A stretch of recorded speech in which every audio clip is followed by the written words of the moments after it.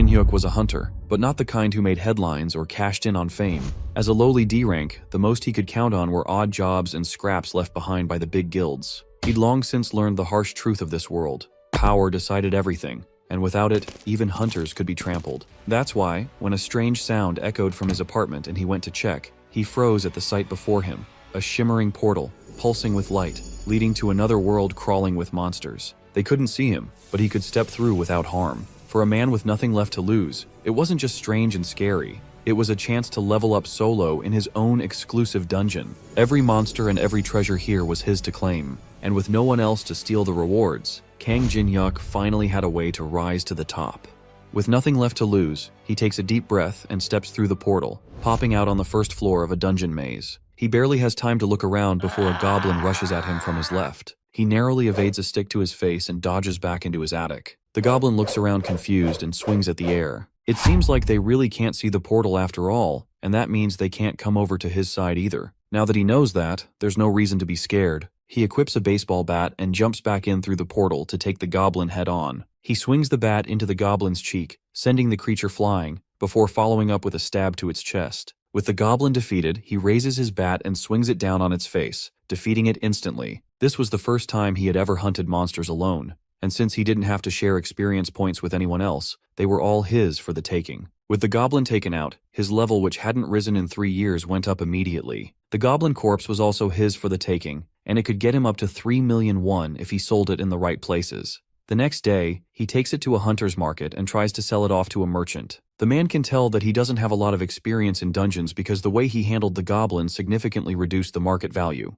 Despite that, he still managed to get a price of over 3 million won, just like he hoped for. All he needed to do was provide the name of the area where he hunted down the goblin, and he would get the payment immediately. That was something Jin-hyuk could not tell anyone. If someone found out about the dungeon in his attic, his profits could go down the drain. While he's trying to figure out a way to get out of the situation he'd found himself in, a group of hunters from the Black Dragon Guild come barging into the area like a pack of hyenas. Someone stole a kill from their territory, and they are not happy about it. At first they think it's Jin-hyuk and step up to confront him, but the merchant redirects their attention to a blonde-haired hunter who's oblivious to the situation. The hunters step up to confront him and beat him up till he can barely move. He snuck into their territory and tried to hunt monsters there without permission. For all they know, he could be the serial killer they've been looking for. With the man barely able to talk, they drag him out of the building to continue their interrogation. That man who was beaten to a pulp could have easily been Jin-hyuk. Seeing a scene like that and knowing that he won't be able to lie about where he got the goblin from, he changes his mind about selling there. He needs to find another way to sell his loot without having to deal with the thugs from bigger guilds if he didn't want his life to be at stake. As soon as Jin-hyuk gets back home, he decides to dive back into the dungeon and work on getting stronger. Before he heads in, he has to arm himself with enough equipment to be able to survive a trip into such a dangerous place. He arms himself with a teleportation stone that will allow him to teleport out of danger and back to his apartment,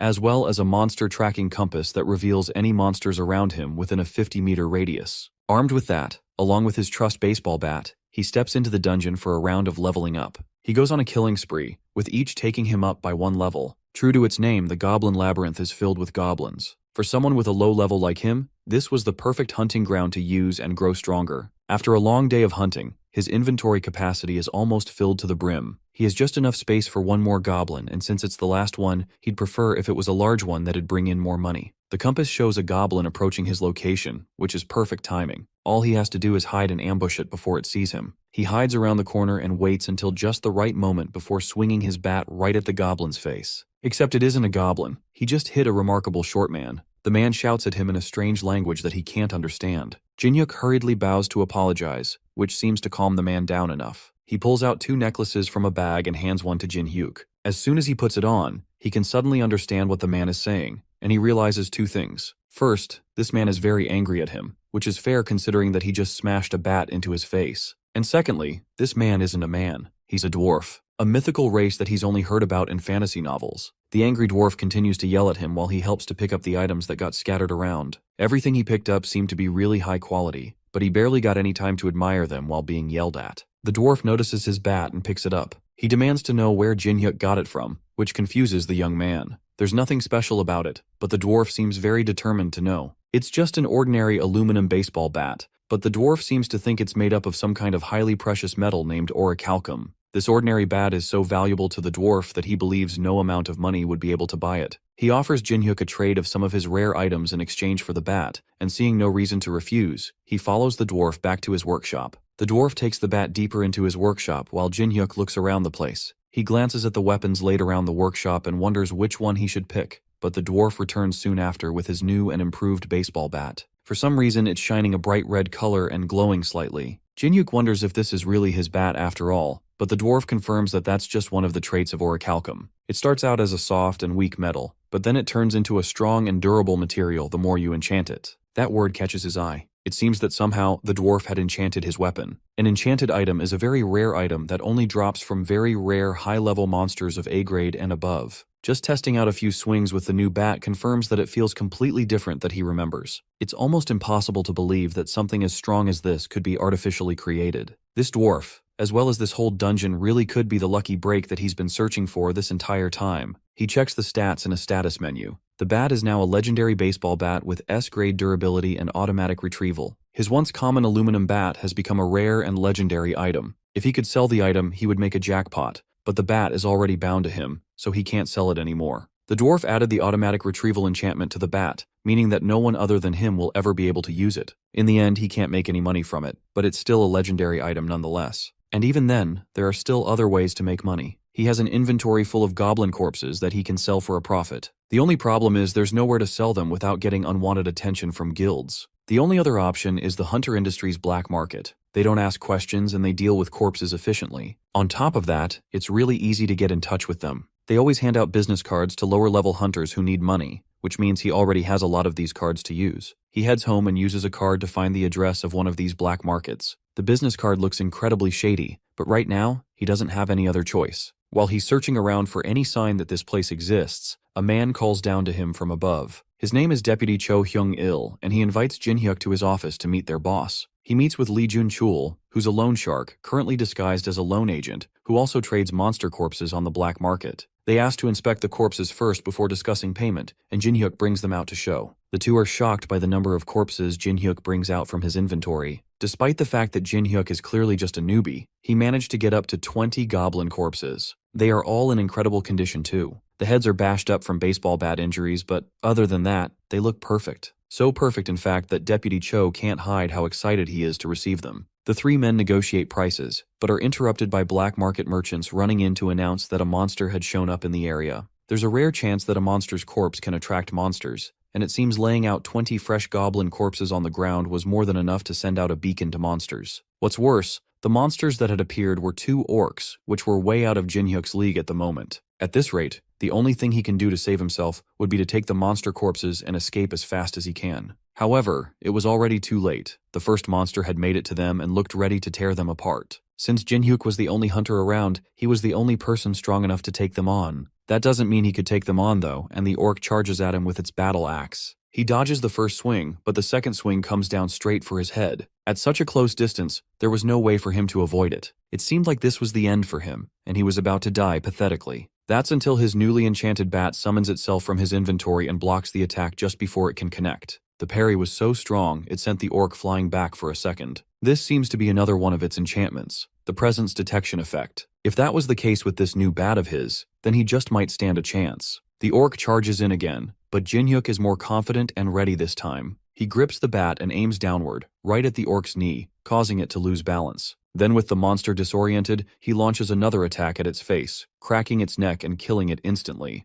Just killing a single orc caused his level to jump from 24 to 36 in one quick spike. He doesn't have any time to celebrate as the second orc finds them and rushes at him. This time though, he's ready. He dodges the attack, then runs up behind it and smashes his bat into the orc's back, before repositioning and sending one last attack straight to its head, also killing it instantly. With that, he managed to easily kill 2 orcs in a matter of seconds. That shows just how powerful this enchanted weapon really is. Now that the commotion is over, he smugly asks the men to restart negotiations and add the corpses of the 2 dead orcs to their deal. That day, he went home with a chip on his shoulder. Somehow, he had managed to convince the men to give him 15% more than the market price. The amount of money in his bank account almost felt like a dream. Now that he had finally taken care of those goblin corpses, all he had to do was focus on hunting. Because he saved the black market dealer and his crew, they decided to continue doing business with him, which means that he'll never have to worry about where to sell the corpses again. That's because he probably realized that Jinhyuk isn't just a low-level thief who's selling stolen corpses. He's actually a high-level hunter that's strong enough to take down 2 orcs with little effort. But even with his enchanted bat and his newfound strength, there was no way his current equipment would let him hunt down higher-grade monsters. There was only one option left for him to upgrade, and if he plays his cards right, he might even get some equipment for free. The next day, he had bought a crate full of beer cans and alcohol for the dwarf. Since he liked aluminum so much, then this was like a gold mine to him.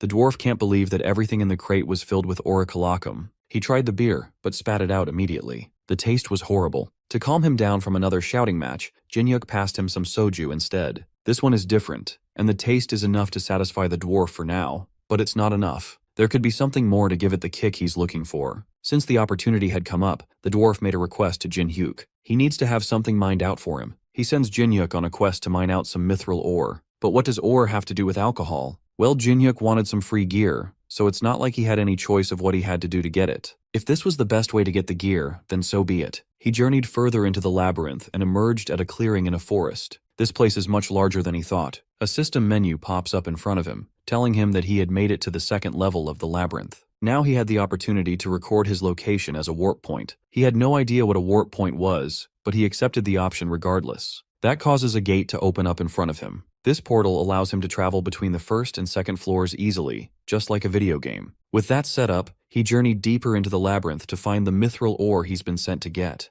The 2nd floor was called Dogs and Skeletons, and just like the 1st floor with goblins, this floor was filled with wild monster dogs jumping out at him. These dogs were way weaker than the orcs he fought just a few days ago, meaning that they were all free experience points for him. He readies his bat and charges headfirst into a pack of dogs aiming for him. By the end of the fight, he had killed 25 orcs and gathered their corpses. Going by the market value, these corpses should net him a nice 200 million won. But he can't let the excitement of all the money get to his head. He still had a mission to mine some mithril ore. He journeys deeper into a dungeon and gets confronted by skeletons. This floor was called Dogs and Skeletons after all, and skeletons are an annoying set of monsters. Their bodies can't be sold for money, and the only way to defeat them is to break their core. That makes this fight all the more painful to sit through, especially since there are a lot of them coming at him. But with his current skills and level, there was no way he wouldn't be able to take them out. By the end of the fight, he's tired and realizes that the dwarf probably sent him here because he didn't want to have to deal with these annoying monsters himself. Still, there's one good thing to come out of this. Killing these skeletons had raised his level to 100, which means that he'll now be able to change classes. His class will be automatically chosen based on his previous actions. With how much fighting he had been doing recently, he would definitely become some sort of berserker or a warrior. Instead, the system deems him to be a cleric. He carries on and manages to gather the mithril ore that the dwarf wanted. That's surprising since the dwarf didn't expect Jinhyuk to make it out of that experience alive. He may be alive, but he's exhausted from all the fighting he had to go through. Well, even with that, it's not like he came out from the encounter completely empty-handed. He managed to swipe some mithril ore for himself since it looked expensive,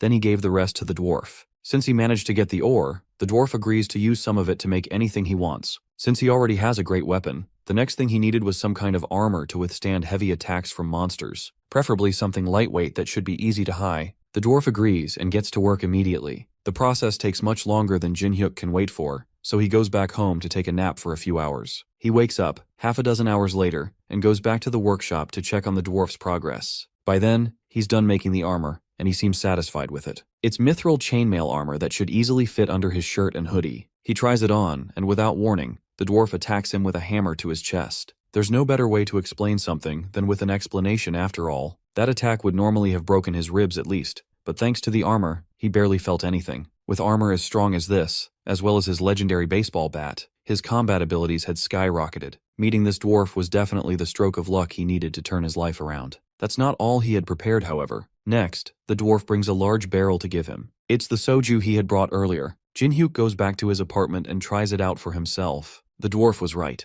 Just storing the soju in a barrel made out of mithril ore turned the soju into an entirely different drink. Something this amazing gave him a great idea. He calls the black market dealer again and promises him another deal. This time he's selling kobold corpses and fine quality liquor. At another part of town, the Titan Guild have just concluded their training by some newly opened gates. They should be done, but a sudden new wave of lizard men flood through the gates. It seems like it's an anomaly gate, and 3 times more enemies pour out than they have just defeated. One of the guild members suggests calling for help from another guild, but Ndoyen, the deputy guild master, can't let his pride go by calling others for help. He urges his subordinates to hold their ground and fight. Jin-hyuk, on the other hand, is not having nearly as hard of a time. He just officially got his class registered as a cleric, and on top of that, he was promoted from D rank to C rank. Clerics are a rare class of healers, and it's well known that top guilds usually seek them out. That means he might now be able to be recruited by a guild. Suddenly, a bloodied and beaten-up hunter barges through the doors looking for a cleric. Jin-hyuk raises his hand and volunteers as a cleric, and the man takes him back to the site where the Titan Guild members are taking in the hordes of lizard men. He's told to stand in the back line and heal as many people as he can with the other clerics. He wants to help in other ways, but the guild member assures him that all he has to do is stand in the back and heal them, then he'll get paid accordingly when the fighting is done.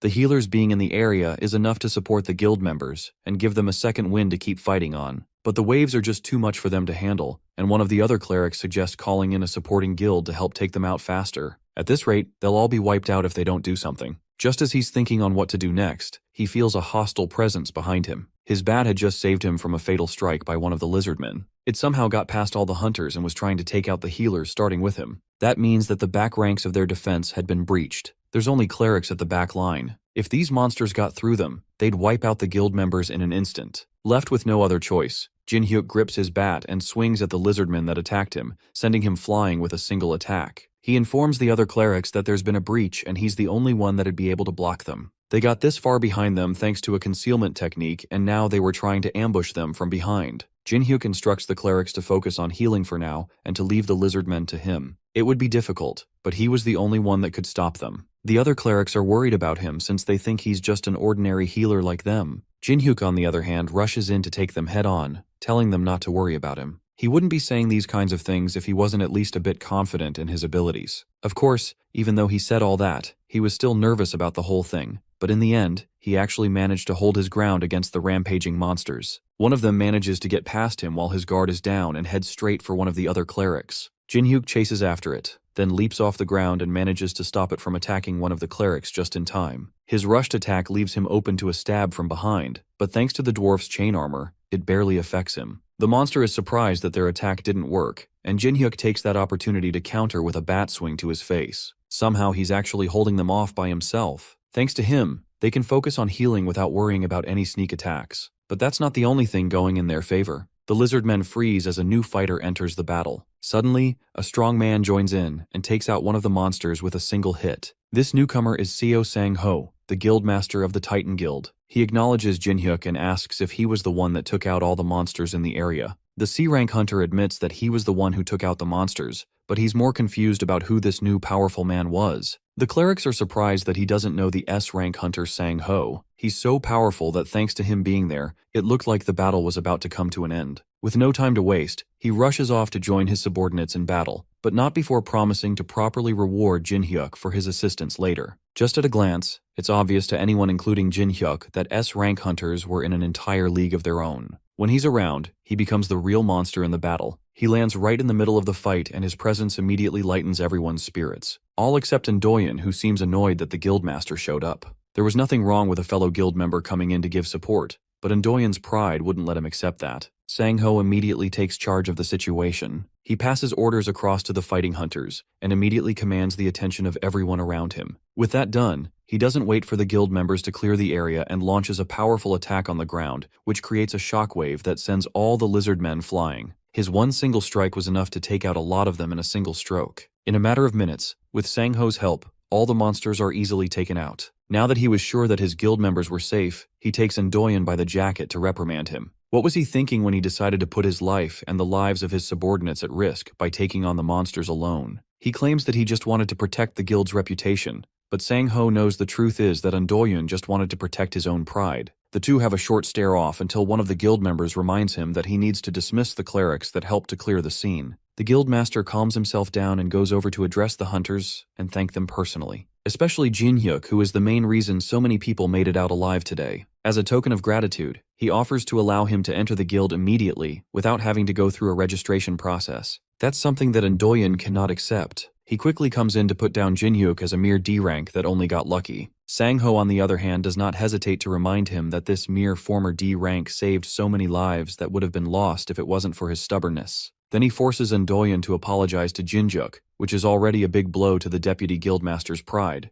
Even with that, Jinhyuk respectfully declines the offer. He doesn't want to be part of any guild that allows people like Endoyen to have any type of authority. That's the last straw. Endoyen rushes at him with an enhanced punch, but a defensive bat straight to his stomach is enough to stop him in his tracks. The hit is enough to knock Endoyen out cold immediately. The occasion is such a noticeable moment that it appears in a news article by the next day. The higher-ups of the Titan Guild can't stand what happened to Endoyen. Not only was he publicly embarrassed by a mere C rank, he was also demoted from his authority as a deputy guildmaster. They demand that the C rank appears before them to explain himself. Sang-ho, on the other hand, doesn't agree with that. Not only did Endoyen risk the lives of multiple guild members for the sake of his pride, he also attempted to attack someone who fought for their guild. That's more than enough reason for him to be demoted. That manages to shut down the people gathered. With nothing else to say to the men, he sends them on their way. The guildmaster's mind wanders back to the extraordinary C rank that he saw the other day. Before he grows any stronger, he has to get Kang Jinhyuk to join his guild no matter what.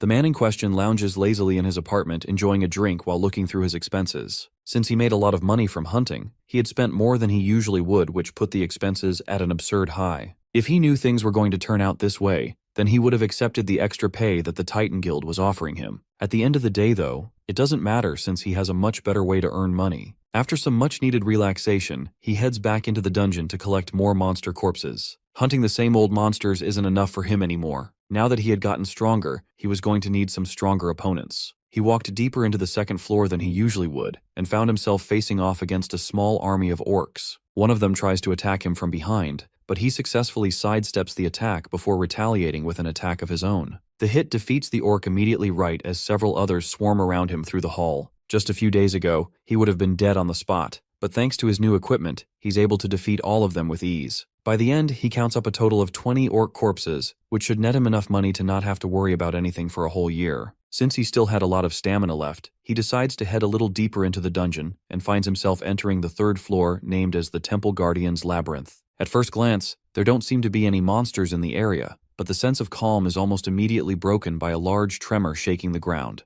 A giant hand bursts out from beneath him, and Jinhyuk only barely manages to move out of the way. The hand belongs to a stone golem, which is an artificial monster built from mana. Its attacks are too fast for him to dodge, and they are so powerful that even when he blocks it, he still gets pushed back by a large amount. That leaves him with very little option but to try his best and fight back. The golem seems to be incredibly strong, but it lacks the intelligence to make use of that strength. Jinhyuk takes advantage of this and manages to land an attack on its head, shattering it to pieces and causing the creature to fall. But it doesn't take much time for it to start reforming once again. Jinhyuk forgot a crucial point of the golems. It can only be defeated by completely breaking its core. Realizing this, he tries to dodge back and create some distance to re-strategize, but the monster manages to regenerate hand fast enough to catch him before he can escape. There weren't many ways he could escape this trap, but then suddenly an arrow flies in and strikes the golem in its chest. Jinhyuk sees the opportunity and follows up with a sharp jab from his bat, breaking the golem's core and defeating it once and for all. He managed to make it out of that situation alive thanks to the random stranger that saved him with that arrow shot. He turns around to thank his savior, but he's shocked when instead of seeing the dwarf which he expected, he sees a beautiful-looking woman with some strange-looking ears.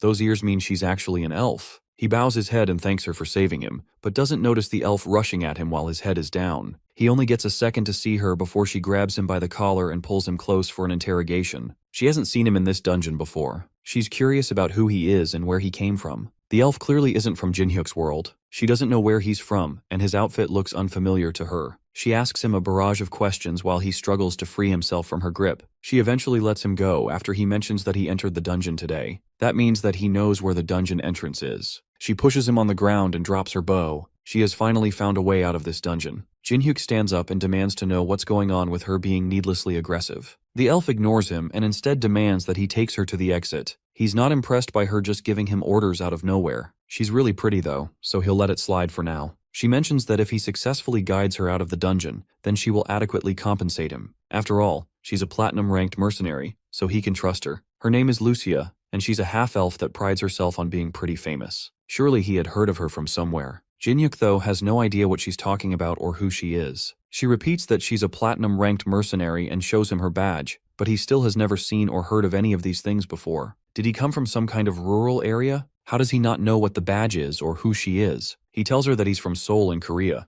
It's her turn to be confused by the names he's calling, and she realizes that the crazy mage might have actually succeeded in his dimension-hopping spell. She tells him of her suspicions. In simple words, a mage from her dimension cast a spell on this dungeon that caused it to hop over into his. Something like that doesn't sound possible at all, but it appears that this is exactly what happened. However, since it was a dimensional shift, that means that reversing the magic will allow her to return to her world. Jin-hyuk had felt that something was odd, but it turns out that this dungeon isn't even from this world. If this place returns to its original location, that could be a big problem for him. He asks her if she plans to send the dungeon back right now, but she can't. It would be too difficult to reverse the magic here, but there's a potential location that would be helpful. It's a hidden room on this floor that she found a long while ago while searching for an exit. She asks for his help getting there and promises to reward him for his help in getting there. The conditions don't seem too bad, so he agrees to help her reach the hidden room. They head there and fight a few orcs on the way. Jin-hyuk notices that she's a lot stronger than he thought she'd be. That arrow she fired earlier was also no joke. Fighting her here would be a disadvantage for him. His safest bet would be to cooperate with her and continue to assess the situation.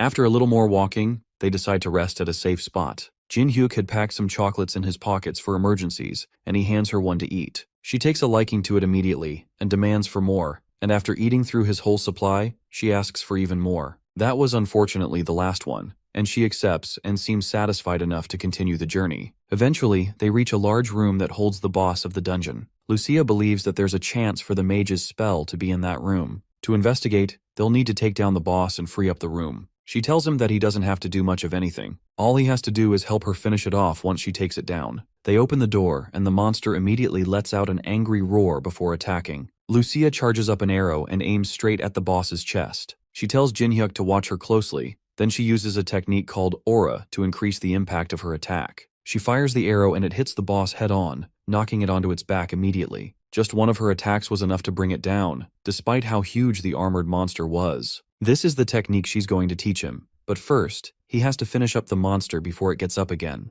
Just like with the golems, he has to aim for the core to take it out. He jumps onto the fallen creature's chest and bashes his bat right into where he believes the core should be. One hit doesn't seem to be enough to bring it down though, and a large fist rushes at him from the side. He narrowly blocks it with one of his cleric skills, the Holy Shield. Then he uses his momentum to push himself back onto its chest. If one hit isn't enough to bring it down, then he'll just keep bashing it until it stops moving. Eventually, he busts the core open and the creature is finally defeated. He levels up again, almost reaching 200 at this point. Now that the creature is defeated, he returns to Lucia and asks her to teach him how to use aura, but he already used aura. His Holy Shield skill transformed his Holy Cleric power into aura. To him it was just a class skill, but she doesn't know what that is. Besides that, if he can use skills like that, then it seems he will be able to learn how to use aura faster than she thought. Since he has the potential to wield it well, that means that he might even be able to start enhancing his attacks with aura right away. But first, there's a condition. She sends him back to get more chocolates for her. Back in the city, Sang-ho walks alongside his secretary Lee Hyena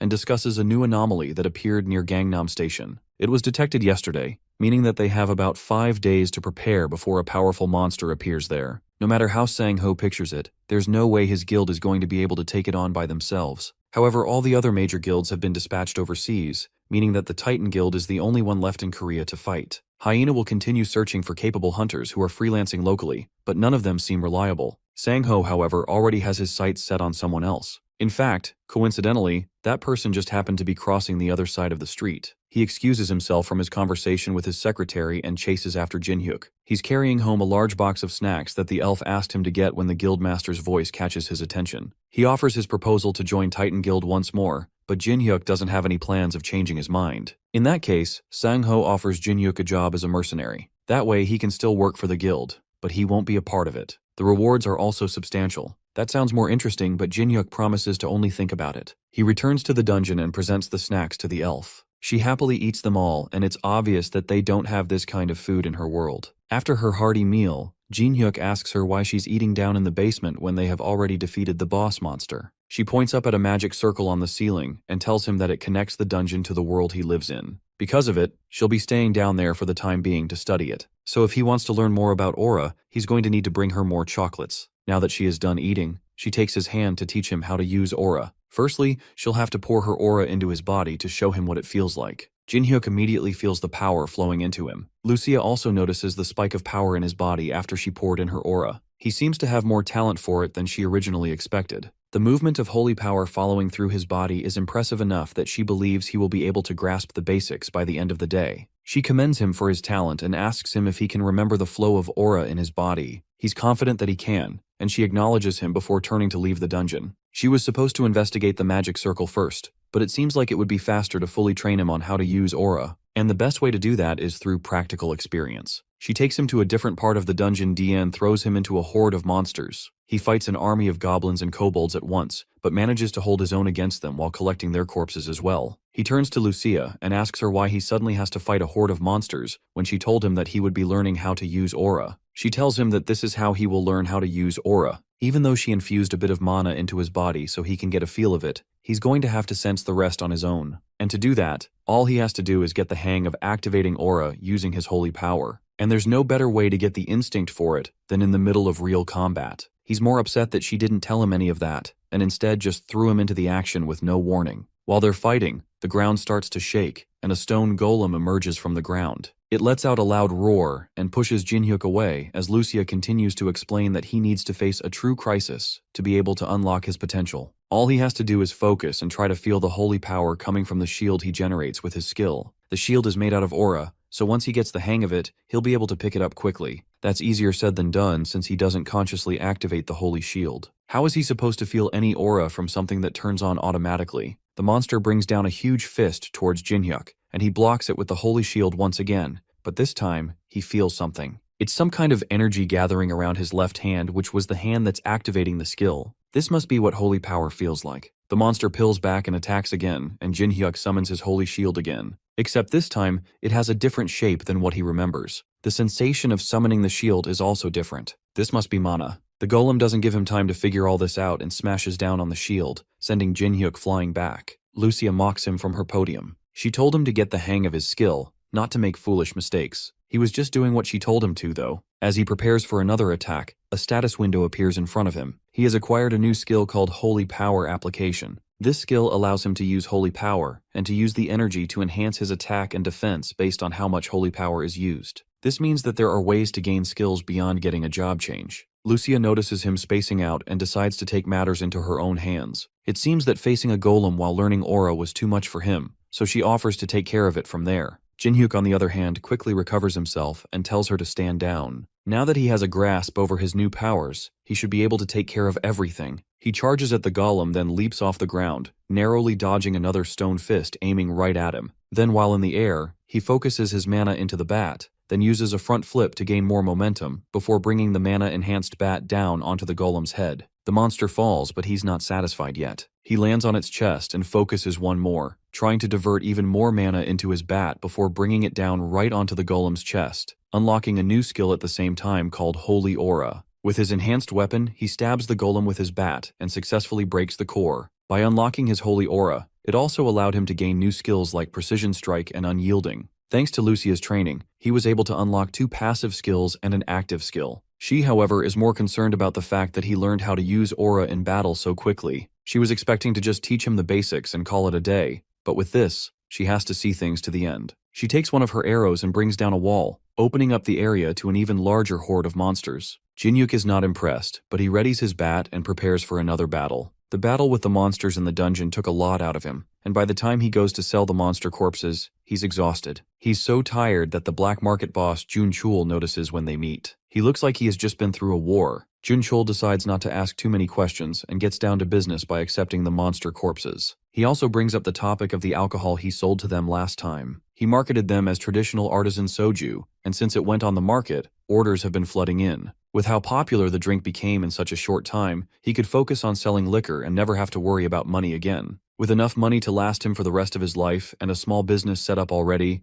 Jinhyuk heads home to rest. His training with Lucia has left him immensely tired, and only seconds after laying down in bed, he passes out immediately. Not long after, he's woken up by the sound of a disaster alert. A loud automated voice urges everyone on the street to evacuate and get to safety. Today is already the day of the monster invasion. It seems to have come early this month. Monster invasions usually happen randomly, but there is a certain invasion that happens after a set period of 1 month. This invasion is pretty common, and usually Jinhyuk would use this opportunity to catch some low-level monsters for some loose change. This time though, he's too tired to care. The large guilds will take care of them anyway, so he shouldn't have to move a finger. At least that was the plan until a notification came in on his phone informing him that due to the urgency of the invasion, the rewards for monsters would be tripled. With triple the rewards up for grabs, Jin-hyuk can't ignore the invasion anymore. He steps out onto the street to see what if he can take some down and cash in. Meanwhile, security officials guide people and try to clear the streets while the Titan Guild battles hordes of monsters running through the city. The security line is already breaking due to the number of monsters trying to get through, and Sang-ho is running out of stamina to keep up the fight. No matter how many he takes down, more just keep popping up. The guild members are already at their limits, and even though it looks like they have the upper hand,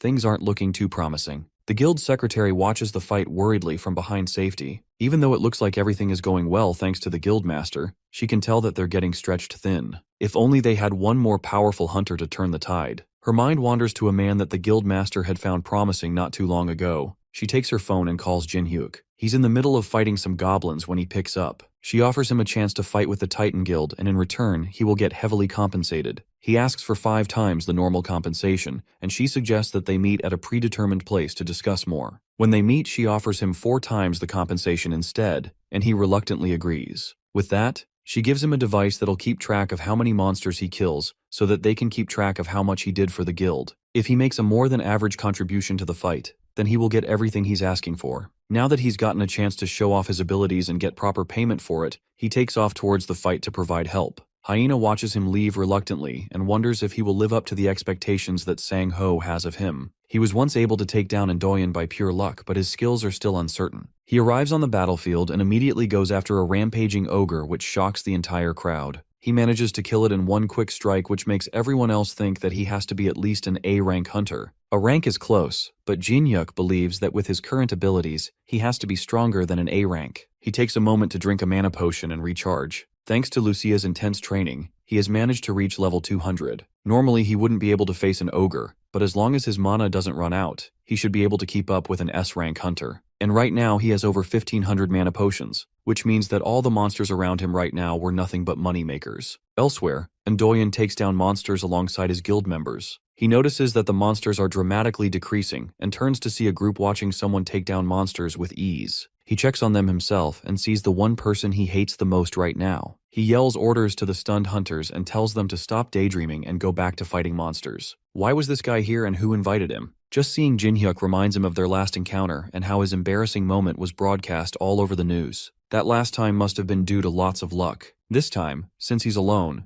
there'd be no problem taking him out and putting him in his place. With that in mind, he rushes towards Jin-hyuk in hopes of fixing his nasty habit of being at the worst place at the wrong time. Unluckily for him, the C-rank hunter notices him far too early and manages to counter his attack, sending Endoyen flying and knocking him out yet again. He's too busy to entertain this random crazy guy. Meanwhile, Sang-ho stares down a rampaging minotaur. His mana is almost gone and he's out of stamina. The minotaur raises its club to attack right as Sang-ho entertains the idea of retreating and regaining his stamina. But before it can hit him, a voice calls out behind him, and Jin-hyuk jumps in from above, grabbing the minotaur by the horn and slamming it into the ground. For a C-rank hunter to take down a minotaur in one hit, it looks like his judgment about Jin-hyuk was right on track. As he takes down the monster, Sang-ho approaches him to show his appreciation for the help. Jin-hyuk tells him that the guildmaster secretary called him and promised a hefty pay in return for his help, so there was no need to thank him. Sang-ho then takes this chance to once again ask him to join their guild. If he joins forces with them,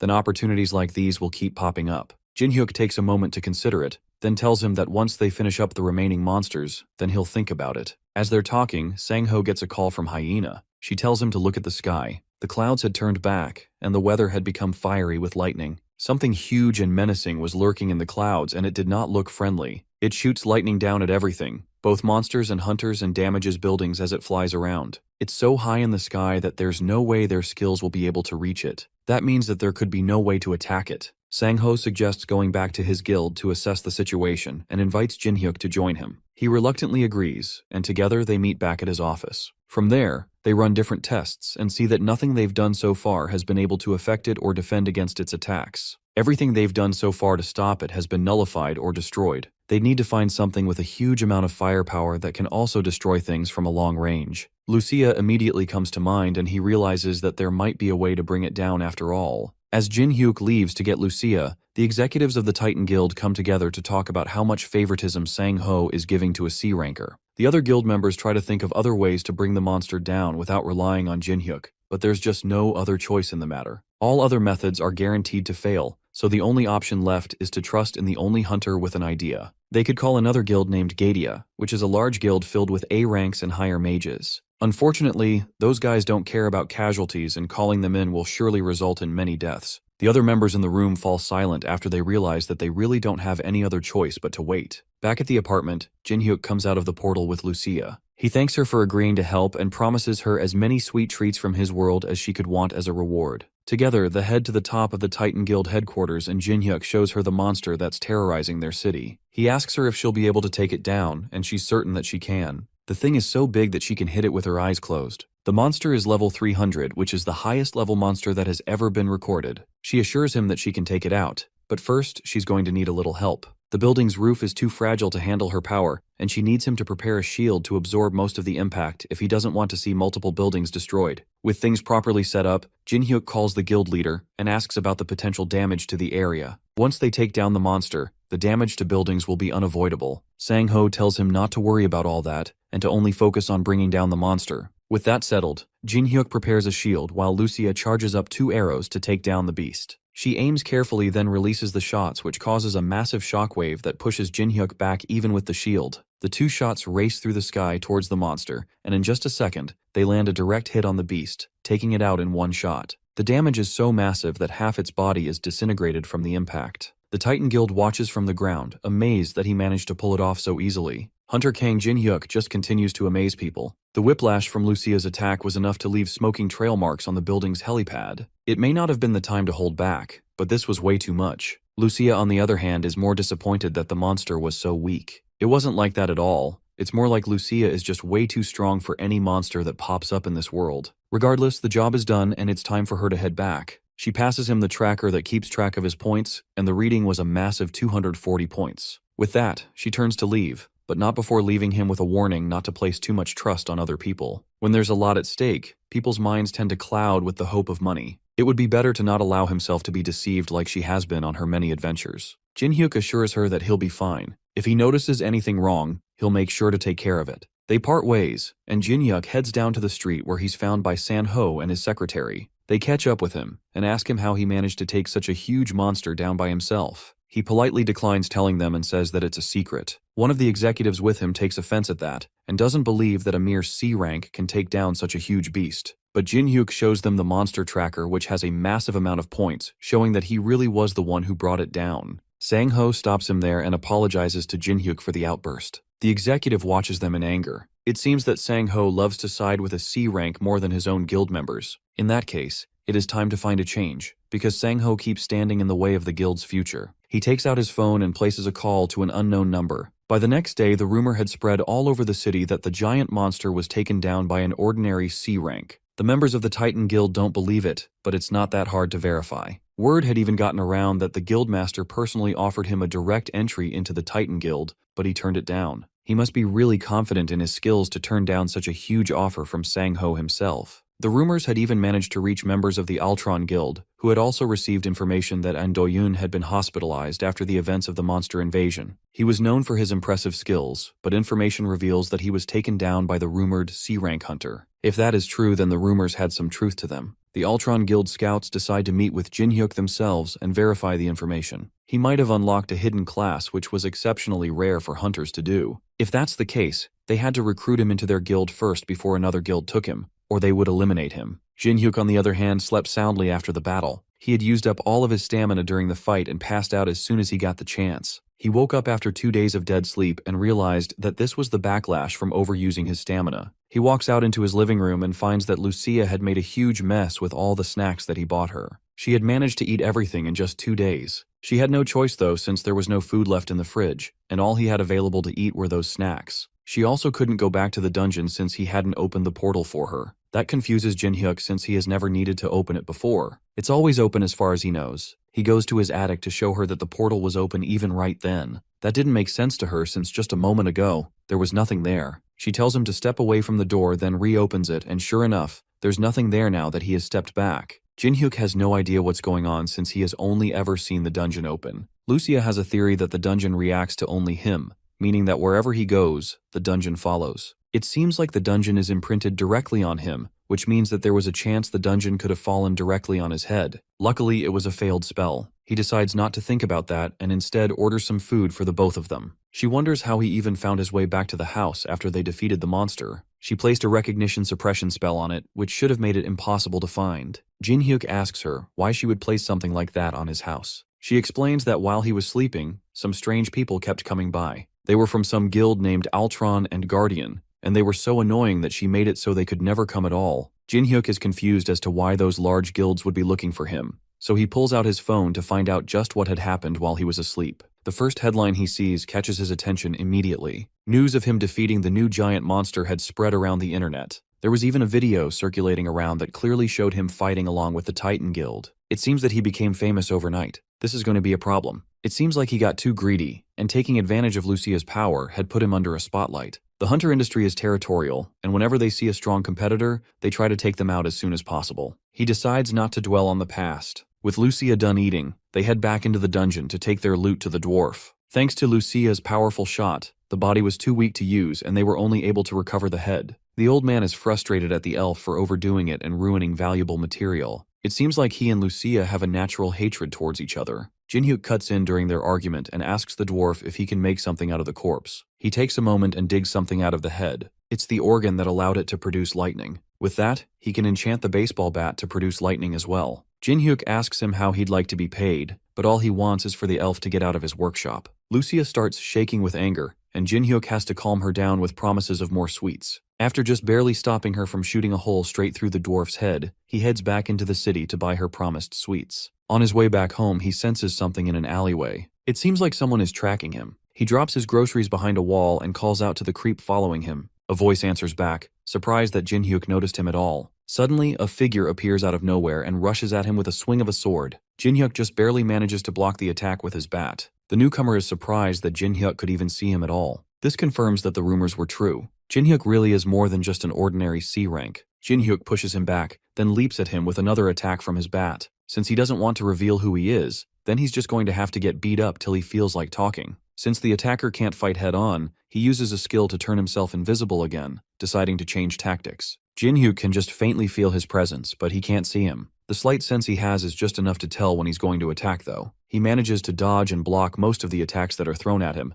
but at this rate, things won't go well for him for much longer. If he had his usual bat, he could track him more easily, but the old dwarf is working on it, meaning he had to switch to a regular aluminum bat instead. He can't stay here for much longer. With no other means of fighting, Jin-hyuk makes a run for it, but not before the hooded attacker attaches a tracking device to his shirt. Jin-hyuk makes his way to a crowded area to hide, but the attacker's tracking device allows him to continue monitoring wherever he goes. The trail leads to a bathroom in a department store, and he follows it in, camouflaging himself in the meantime. He stops in front of the stall that the tracker led him to and kicks it open, prepared to attack, except there's nothing there but the tracker stuck to the wall. It was a trap. He realized that much too late as Jin-hyuk rushes behind him with his bat-raised tie swing. In this confined space, disappearing won't save him. He just barely evades the attack and counters with a knife swing to Jin-hyuk's face. That is easily dodged, and the hunter grabs the attacker's hand before slamming him into the ground. With nowhere left to run and the wind knocked out of him, Jin-hyuk raises his bat and prepares to swing one last time, and prepares to smash his head in if he doesn't tell Spill who sent him on this chase. Meanwhile, outside, a boy wants to use the toilets. There's a sign forbidding entry, but he just can't hold it anymore. His dad reluctantly lets him run right as the assassin is about to confess. That's all the opportunity that he needs. The assassin charges up a fireball and sends it straight at Jin-hyuk and the child, forcing him to put up a shield and save them both. The assassin uses the smoke as an escape to run while he still can.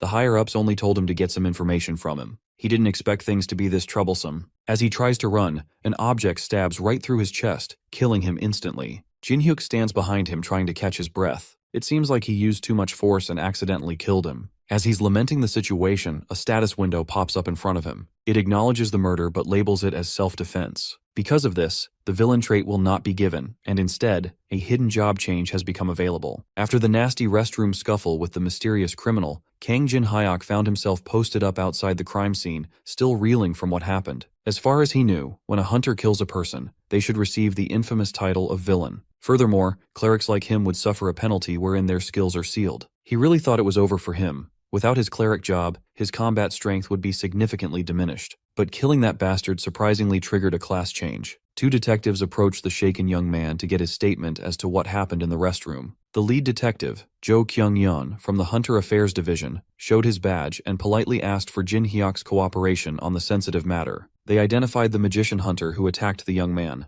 Jin Hyuk gave the detectives the truth. When the magician found himself in danger, he used magic with the intent to kill. He used fire magic with full awareness that a child would get caught in the blast. Jin Hyuk worries that the child might be hurt in any way, but the detectives assured him that the kid only got minor burns, nothing serious. The kid and his father even extended their heartfelt thanks to Jin Hyuk for coming in clutch. He was just relieved that the kid didn't sustain a major injury. The detectives acknowledged that the kid remained unharmed thanks to Jin Hyuk's quick and proper response. Thanks to his valiant efforts to neutralize a criminal, there should not be any issue with the case being legally recognized as self-defense. He could even return home right after the investigation wrap-up. To be honest, Jin Hyuk was expecting more trouble, but thankfully, the authorities were reasonable. Detective Joe inferred that the young man's prior actions played a part, and the laws applied to hunters have always been a little different. But there was another reason why they were being light on the young man. It was the fact that he did not receive the villain title even after killing someone. The said title only appears when someone deliberately commits murder. It does not rear its ugly head when the killing is done in self-defense. It's an open secret to hunters at this point. If Jin Hyuk could keep what he heard to himself, there wouldn't be any need to be hassled by a legal trial. If he does choose to reveal any information regarding the incident to others, it would put the whole Hunter Affairs Division in a difficult position. Naturally, Jin Hyuk knew to keep his mouth shut. However, from the division's perspective, trust can only go so far, and it carries some risks. Just to be sure, Detective Joe handed the young man a recorder just for safety measures. From now on, he would be required to keep the device on him at all times. To put it bluntly, the monitoring device would get triggered if it picked up on 3 taboo words. As soon as it hears the words murder, villain, and self-defense, a signal would be sent to the authorities. As long as the young man keeps his mouth shut about the entire matter without speaking those taboo words, there should be no problems. Detective Joe urged Jin Hyuk to go home and rest to wipe the shock from his system while the big boys cleaned up all the mess. Jin Hyuk thanked the detectives and went on his way home with a sullen expression. As soon as he walked away, the detectives gossiped about the young man rumored to be the one who captured the rumored new type of monster. Even an amateur could plainly see that Jin Hyuk was not a C-rank hunter at all. He managed to block a full-powered flamestorm without taking any damage while protecting a child. The high-level magician-hunter criminal wasn't someone that anyone could just defeat. At this point, Jin Hyuk's mysterious capabilities are more than just exaggerated rumors. What the division was sure of was that Kang Jin Hyuk must have power far beyond a normal C rank. The detectives could only hope that he stayed clean of unnecessary trouble to cultivate mutual trust. Finally, alone, Jin Hyuk checked on his new class, the Inquisitor. It was a hidden class without any publicly available records available. He was hoping to acquire something like this someday,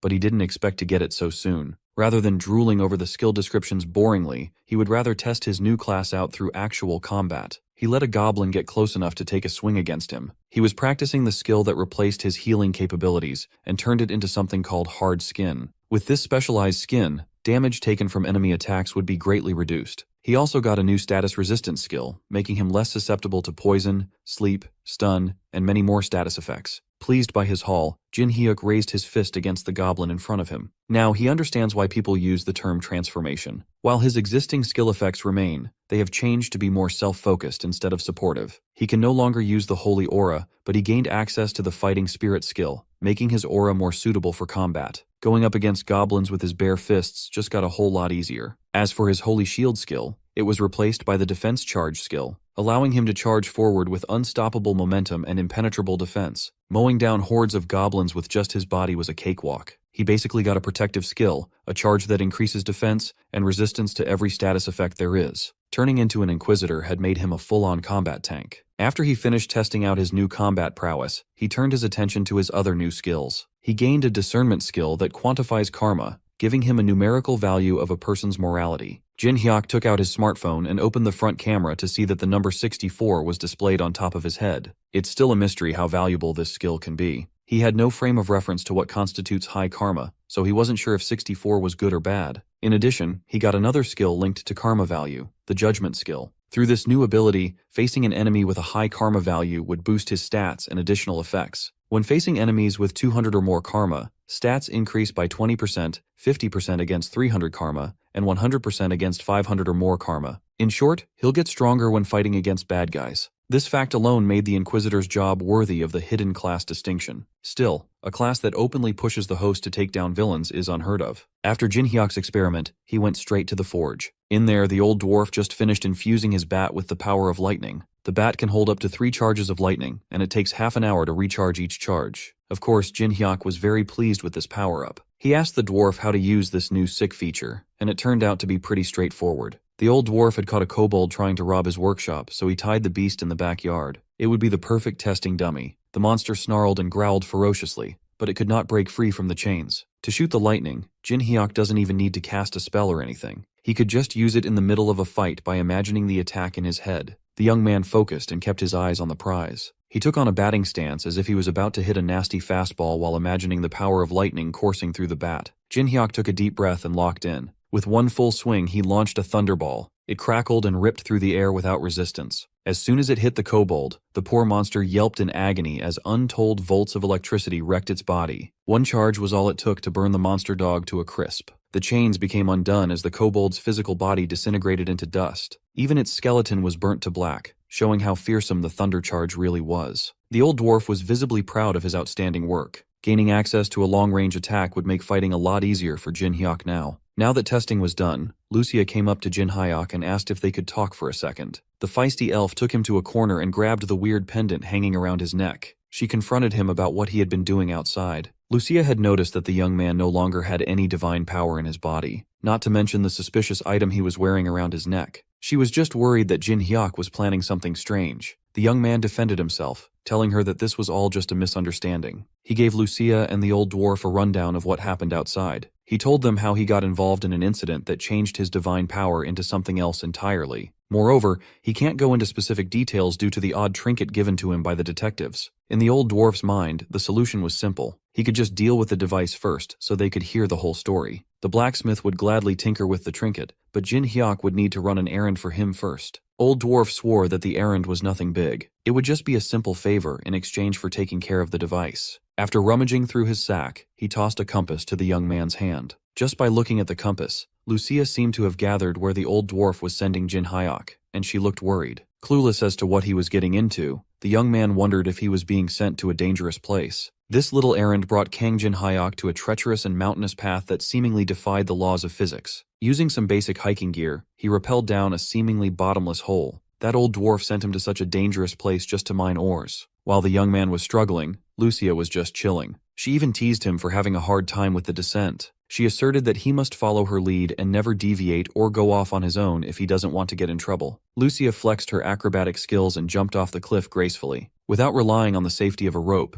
she used her hand to scale down the cliff. Jinhyok just sighed. He can't possibly do what she can do so flawlessly. Lucia ragged on him for being too scared. From her perspective, he was just limiting himself and fearing for no reason at all. Without wasting any more time, the elf dove down the bottomless pit, unperturbed as gravity does the heavy lifting. Jinhyok considered that she might be right. Maybe he was being too much of a wuss, and he should just trust his improved capabilities. So, the young man released his anxious grip on the rope and followed Lucia on a free fall. He might as well try and experiment with his body just this once. Upon reaching the tail end of the descent, he used his hands and legs to halt his fall. Landing without an inkling of injury beside Lucia, Jinhyok finally realized that he was not a normal human anymore. The elf already knew that he had the hardware of a superhuman. He was just limiting himself out of old fears. Taking a break in the middle of the mission, they sat on a steep cliff and talked about what really happened outside. Lucia worried that removing the device might get Jinhyok in trouble, but the old dwarf said that it would be fine, so there must be a way. That blacksmith might be a little grumpy at times, but he's truly talented and trustworthy. Even Lucia, who hated the old dwarf's guts, admitted that the old fart is reliable when it comes to things like this. She's pretty curious about the values of karma that came with Jinhyok's new class. She asked what her karma level was, and Jinhyok answered that she had 82, the highest among the three of them. Jinhyok's at 64, and the old dwarf had 72. Considering the rough life that Lucia had led thus far, her karma being the highest did not surprise her. She had to do everything she could to survive after all. Even so, the difference between her and Jinhyok was a measly 20 points,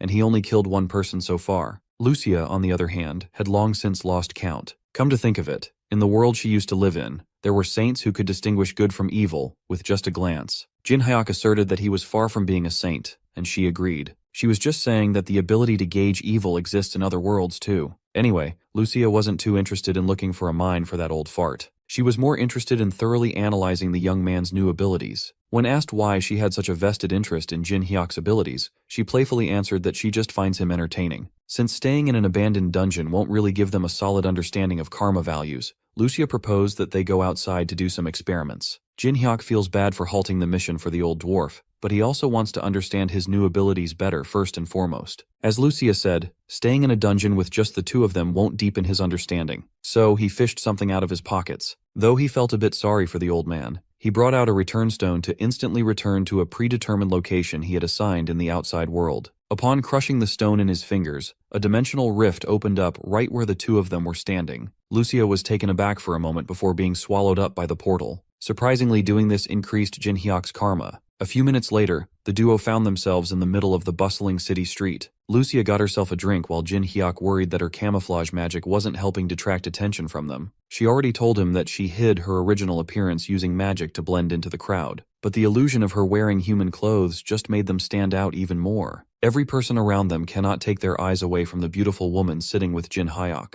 Lucia cheekily insisted that she couldn't conceal her beauty, so camouflage wasn't helping much. As much as Jin Hyuk wanted to disagree, he couldn't.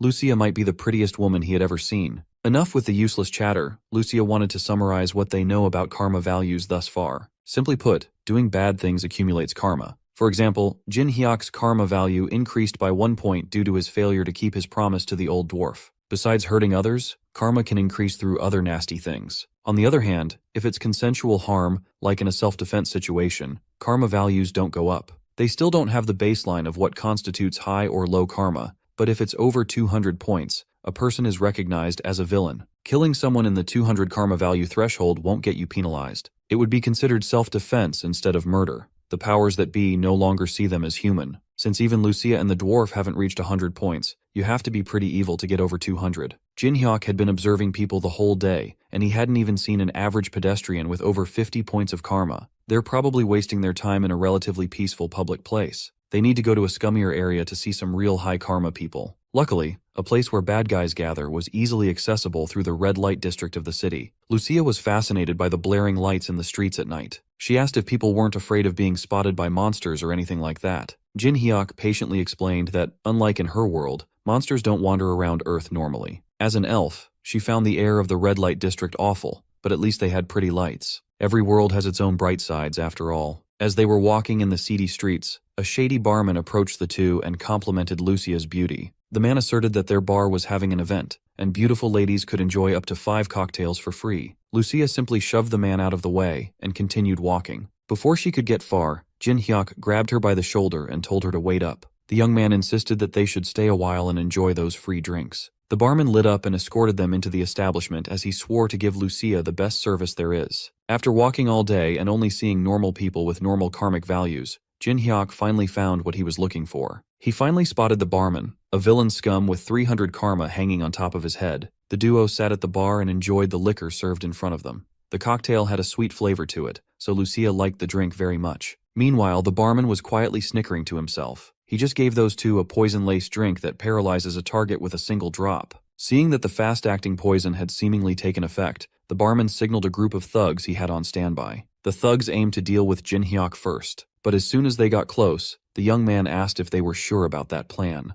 Due to his status effect resistant skill activating, the poison in the liquor was useless. Jin Hyuk quickly turned around and delivered a staggering blow to one of the thugs' jaws. The young man smiled at the fact that he could finally stretch his limbs against these scrubs. He pulled back and wound up another punch that struck 2 goons at once, a 2-for-1 deal if you will. Based on the distance covered by these flying fools, it was plain to see that the force behind his punches was deadly. Before giving the goons any time to regroup, he pivoted his foot in a sharp motion. He used his other leg to kick another one in the face. One kick was all it took for a knockout. Meanwhile, Lucia slowly opened her eyes as the effects of the paralytic poison gradually dissipated in her body. She turned around and saw a bunch of goons lying on the floor, taken down by Jin Hyuk. Lucia was confused and asked what was happening. Well, the young man was just cleaning up trash. The barman saw everything unfold and finally called his trump card to take action. Buzzcut took his jacket off, and his muscles bulged through his shirt. He knew that he had to take the young man seriously. Buzzcut dashed with impressive force, and the duo just looked at him apathetically. Jin Hyuk fixed his eyes on the man's hulking figure dashing in his direction. Lucia took another shot of the poisoned cocktail and asked if he needed some help. He declined, knowing that he could take another goon by himself. Buzzcut felt infuriated as the duo talked as if he was a non-factor. He swung his best punch only to get stopped by a perfectly timed grab. No matter how hard he tried to push or move around, he could not make Jin Hyuk budge while holding his fist. That meant that the strange young man must be a hunter. Buzzcut looks and fights like a seasoned hunter too. If that was the case, he should be out there hunting monsters instead of playing with gangsters in a seedy bar. Mr. Buzzcut was not expecting to go up against someone like Jin Hyuk in this little operation of theirs. Knowing that he was no match against the young man, he was already mapping out how he could get out of this dicey situation. That's when our boy tilted his grip ever so slightly and broke the man's fist mercilessly. Buzzcut screamed in agony as he felt multiple bones crack and break at the same time. But Jin Hyuk wasn't done yet. To shut Buzzcut up, he launched a punch squarely into the guy's mouth. Buzzcut flew like a loose kite, his momentum being halted by the bar chairs lined up behind him. With every goon taken care of, the only scum remaining was the frightened barman. Jin Hyuk ran like a wild beast and placed the villain in a chokehold, almost crushing his windpipe with relentless intensity. He lifted the barman, cutting off oxygen while he started his interrogation. Of course, it would not be an effective interrogation if he didn't deliver a few hits first. Jin Hyuk indiscriminately painted the bar walls with the villain's blood. By the time he was satisfied with all the punches, the young man's fists were tainted with the barman's blood. He really did a number on the villain's face, making it almost unrecognizable. Jin Hyuk started the interrogation. It was obvious that this was not the first time the barman pulled something like this, and to run this operation, he must have someone backing him up. The barman vehemently denied that he had any backing or anything like that, but there was no way a worthless thug could get away with repeatedly spiking drinks and abducting women without getting caught. Those hired gangsters must also be affiliated with some bigger power. It's impossible to hire them without some organization's support. Jin Hyuk looked the villain in the eyes and gave him one last chance to talk. Even after being beaten up and threatened, the barman continued to deny any involvement of a backer. Going this far to not snitch must mean that the barman's incredibly loyal, or whoever's behind everything is scarier than the beating he's taking now. To see which one was true, Jin Hyuk had no choice but to get even rougher. He grabbed one of the barman's feet and started pulling.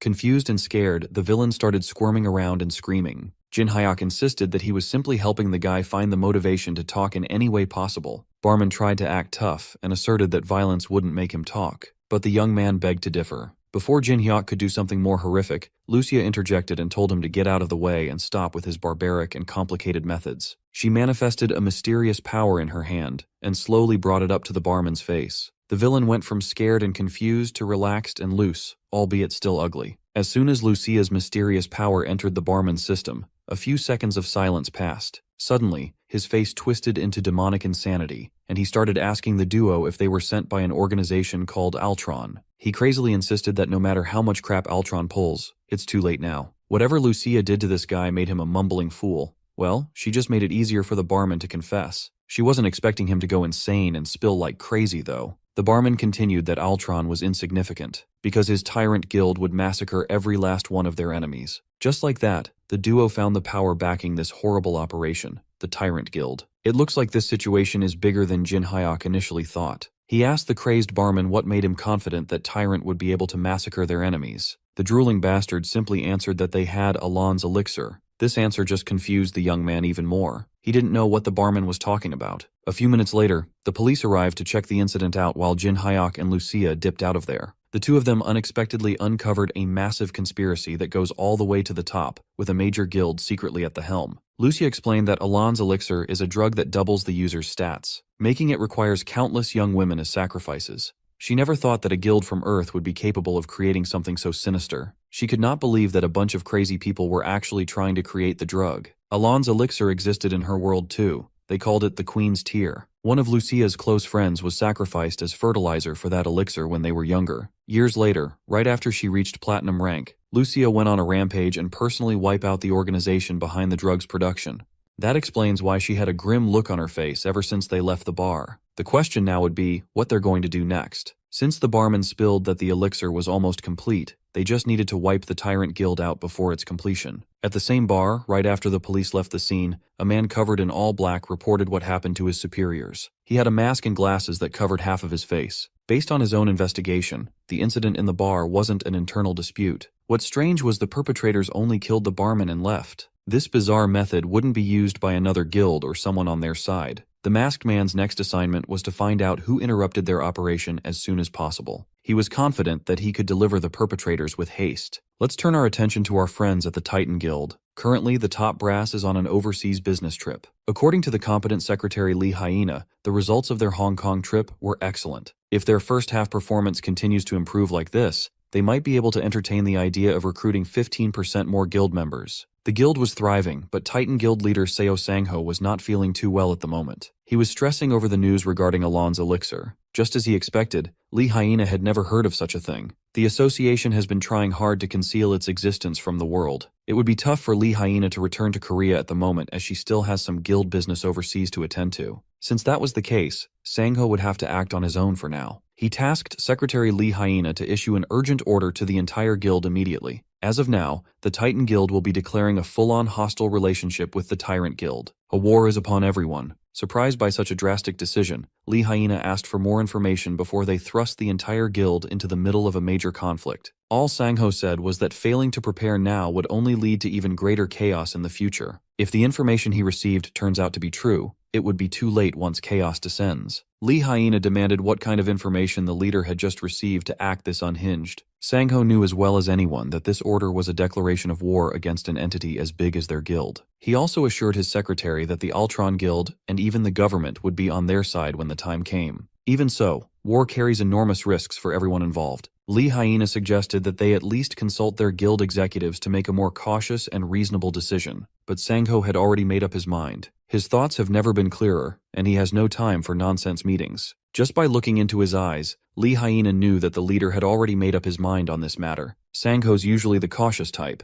yet he's making such a decisive decision. He understands that she's feeling some reservations about acting blindly without much information at hand. For now, Sangho needs Lee Hyena to trust his call and declare the order confidentially within the guild, while they conduct hushed investigations. The official announcement of war can come later. As for the internal investigations, Sangho already had a few people he wanted more info on. What prompted this sudden shift in Sangho, you ask? Obviously, it was a single text from Jin Hyuk regarding Tyrant's plan to create the sinister drug through human sacrifice. Lucia was just chilling in Jin Hyuk's crib, eating her sweets and nagging the young man regarding his plans. She was glad to know that there were some trusted and level-headed people in this world like Seo Sangho. If no one agreed to join forces and destroy the Tyrant Guild, she would have handled the matter herself. It helped that the method to create Alon's elixir was undoubtedly inhumane. Jin Hyuk asked when the elf would go back to the dungeon instead of emptying his pantry all day, but she refused to go back to the boring dungeon and miss out on the raid against a villainous guild. She reckoned that the Tyrant Guild must not be ordinary hunters if they were crazy enough to concoct something so sinister. Even Jin Hyuk had to admit that he couldn't handle such a large organization by himself. At least not yet. Lucia officially offered her help in wiping out those scum together. Jin Hyuk thanked her for doing so, even if she didn't have to. Suddenly, someone started knocking on the door and calling Kang Jin Hyuk's name. He wasn't really expecting anyone, so this was an unexpected surprise. Maybe it was the masked man sent to investigate what happened in the bar. He had a magical compass that could track people through blood. He used the barman's blood to track down the traces left on Jin Hyuk's body. From the bar, he didn't even need a car to traverse the rich cityscape flawlessly. Using the roofs of every building on the way, the masked man started his hunt. Finally, he landed in front of an apartment building after pinpointing the blood's direction. He stared at the humble home and could not help but feel a little odd. For a second, he thought the house looked a bit hazy, but he just chucked it up to his imagination. He also recognized the address as the house of the hunter who dealt with the Leviathan a few days ago, which could mean that the two incidents might be somewhat related. But it doesn't really matter to the masked man. He was tasked with a job and he'll do it. Suddenly, he manifested a thick needle emanating a sinister aura from out of thin air. He plans to catch and ask his target a few things. Jin Hyuk walked to the doorway and asked who was on the other side. As expected, the masked man told him that he had a late delivery due to an accident. The young man wasn't dumb. There's no way that a delivery would arrive in the late hours of the night. Besides, there's still a recognition suppression spell cast around the house,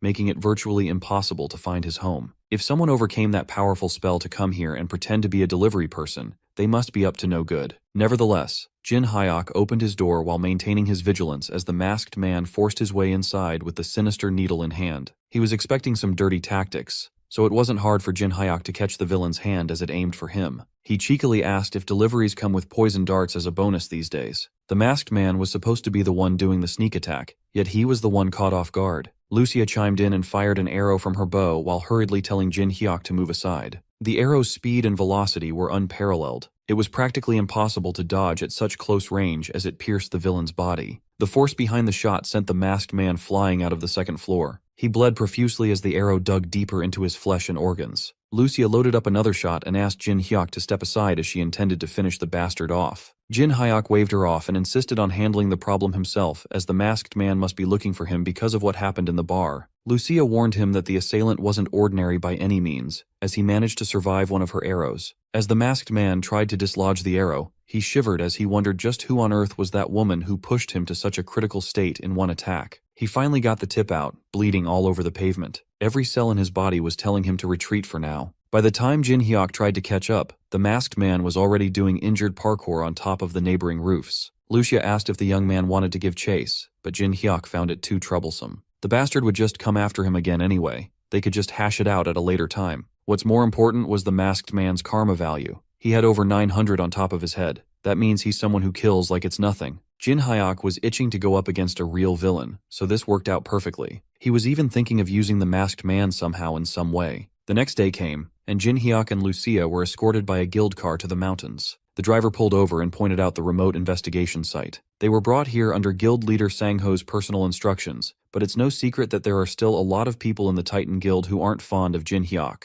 Looking at the troops gathered at the foot of the investigation site, the young man assessed that half of them were A-rank hunters, or higher, an elite group through and through. As for the guy at the helm, it was the asshole who tried to pick a fight with Jin Hyuk back then. It looks like Executive Han Yong-seok will be taking the lead on this operation. Right from the get-go, Jin Hyuk could already sense a bad feeling that this mission was about to get annoying really fast. The executive formally introduced himself as the head of the operation. Much to Jin Hyuk's surprise, the bastard brought up the fact that they met one another during the last airstrike. The young commented on the executive's changed personality, as he seemed much more amicable and kinder today compared to before. Yong-seok cleared his throat and awkwardly apologized for his behavior from that time. He just got a little too excited in his efforts for the guild, so he wanted to take this opportunity to say sorry about their first encounter in hopes that it won't affect today's operation. Yong-seok also asked who the woman that Jin Hyuk had brought was. The young man introduced Lucia as a skilled colleague who wouldn't be a hindrance to the mission. There was no mention of any other additional personnel, so the executive was a little rattled. But before he could protest, the recon team they sent ahead had come back. Yong-seok excused himself for a moment to listen to his scout's report. Sure, the bastard might have apologized on the surface, but he was still looking down on Jin Hyuk and Lucia, thinking that they were merely C-rank noobs. It doesn't matter how strong they are anyways, this four-eyed bastard has his own agenda in this mission after all. Lucia immediately picked up on the executive's duplicitous nature and consulted Jin Hyuk if they would just let the guy lead. He assured her that they'd be fine. More importantly, someone has been tailing them since earlier. Both Lucia and Jin Hyuk clocked their not-so-covert tail long ago. The young man opted to let this pursuer be, as they could use him elsewhere later. Before the raid started, Jin Hyuk handed Lucia a bright magical crystal. The little gem is a communication item. It allows contact with anyone within a 10-kilometer range.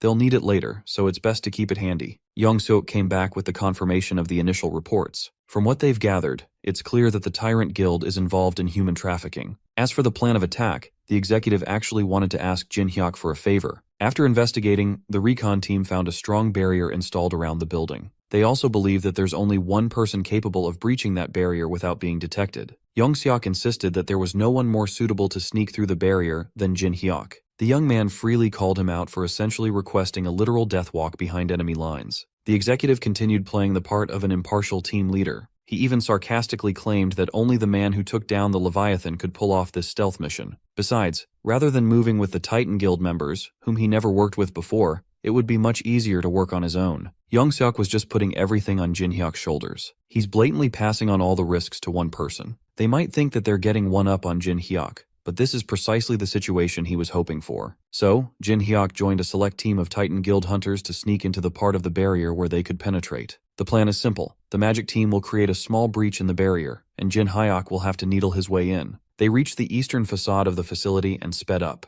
This incompetent magic team can only sustain a small breach for a few seconds, so Jin Hyuk needs to act fast and run with all his strength. Without wasting another moment, they started working on the barrier to give the young man a sliver of entry point. Jin Hyuk doesn't even mind that he is getting played and deliberately delivered to the enemies. He was just curious as to what the Tyrant Guild was hiding in these mountains. As soon as the breach was established, he ran inside the barrier and excitedly looked around the compound. Jin Hyuk hit the brakes and summoned his trusty bat. only to see an odd sight in front of him. The appearance of the base inside was completely different from what it looked like outside. The protective barrier must have been layered with a distortion effect. First things first, he needs to find the entrance to this massive base camp. After a few minutes of walking around without action, he found it odd that there were fewer guards than he expected there to be. The first guard he spotted was posted up near the barrier, seemingly guarding an entrance. If there's a guard, there must be something that needs to be guarded. This was Jin Hyuk's most promising lead yet. He took to the air and raised his bat, imbuing his monstrous strength on his wind-up. Jin Hyuk swung his bat, and much to his surprise, the guard standing by turned to smoke as his weapon hit the ground. It turned out to be an illusion, and not a real person. He thought he could knock a guard out to capture and interrogate so he could open the door, but now it's solely up to him to figure that out. Much to his surprise, this supposedly secure facility had automatic doors like a freaking supermarket. The defenses were laughably lax, and it doesn't even look like they had CCTVs installed. They must think that the women they abducted had no chance of escaping anyway. Just to be sure that he won't get bamboozled, Jin Hyuk brought an insurance policy through his inventory. He retrieved an EMP generator made from the materials of electric-type monsters and casually dropped it on the floor. With this, any communications or security devices in the immediate vicinity would be disabled. This is why he left a magic communication crystal with Lucia. As soon as the EMP took effect, Jin Hyuk planned out his next steps. With the whole compound cut off the grid, it's about time to get started on his actual mission. From a distance, the masked man continued keeping a close eye on Jin Hyuk. He was starting to piece together the young man's involvement with the bar accident and the Titan Guild. Just like everyone else, the masked man seems to have his own hidden agenda too, and Jin Hyuk plays a crucial role in making it go smoothly. As a result of the EMP that Jin Hyuk set off, one of the idle guards of the facility watched as his game was interrupted as his phone died. The guard blamed the countryside's remoteness for messing with his gaming time. When he finally sensed that something wasn't right, a red bat was already bashing the side of his face without mercy. Jin Hyuk didn't even swing. He actually threw his weapon and stabbed that bastard with the blunt tip of his baseball bat. After making sure that the guard was out of commission, he used auto-recovery to call his bat back. Jin Hyuk finally found someone made of flesh and blood to beat up. The guard's blood splattered to a nearby wall as he hit the smooth concrete floor with a thud. This dude he just killed wasn't a hunter. He was just an ordinary guy, but he had a whopping 800 karma hanging over his head. This place is undoubtedly full of vile, inhuman trash. Now Jin Hyuk can wipe out everyone involved in this operation without hesitation. Upon entering the locked gate, he was greeted by a long hall of prison doors. This must be the place where they've been keeping all the abducted women. The living conditions in each cell were abysmal. They were chained up like animals waiting for their turn to be used as fertilizer for that damned elixir. Jin Hyuk's thoughts was interrupted by a man's voice asking who he was. One of the cells in this prison row was different than the rest. Instead of a woman, a dude was imprisoned in one of them.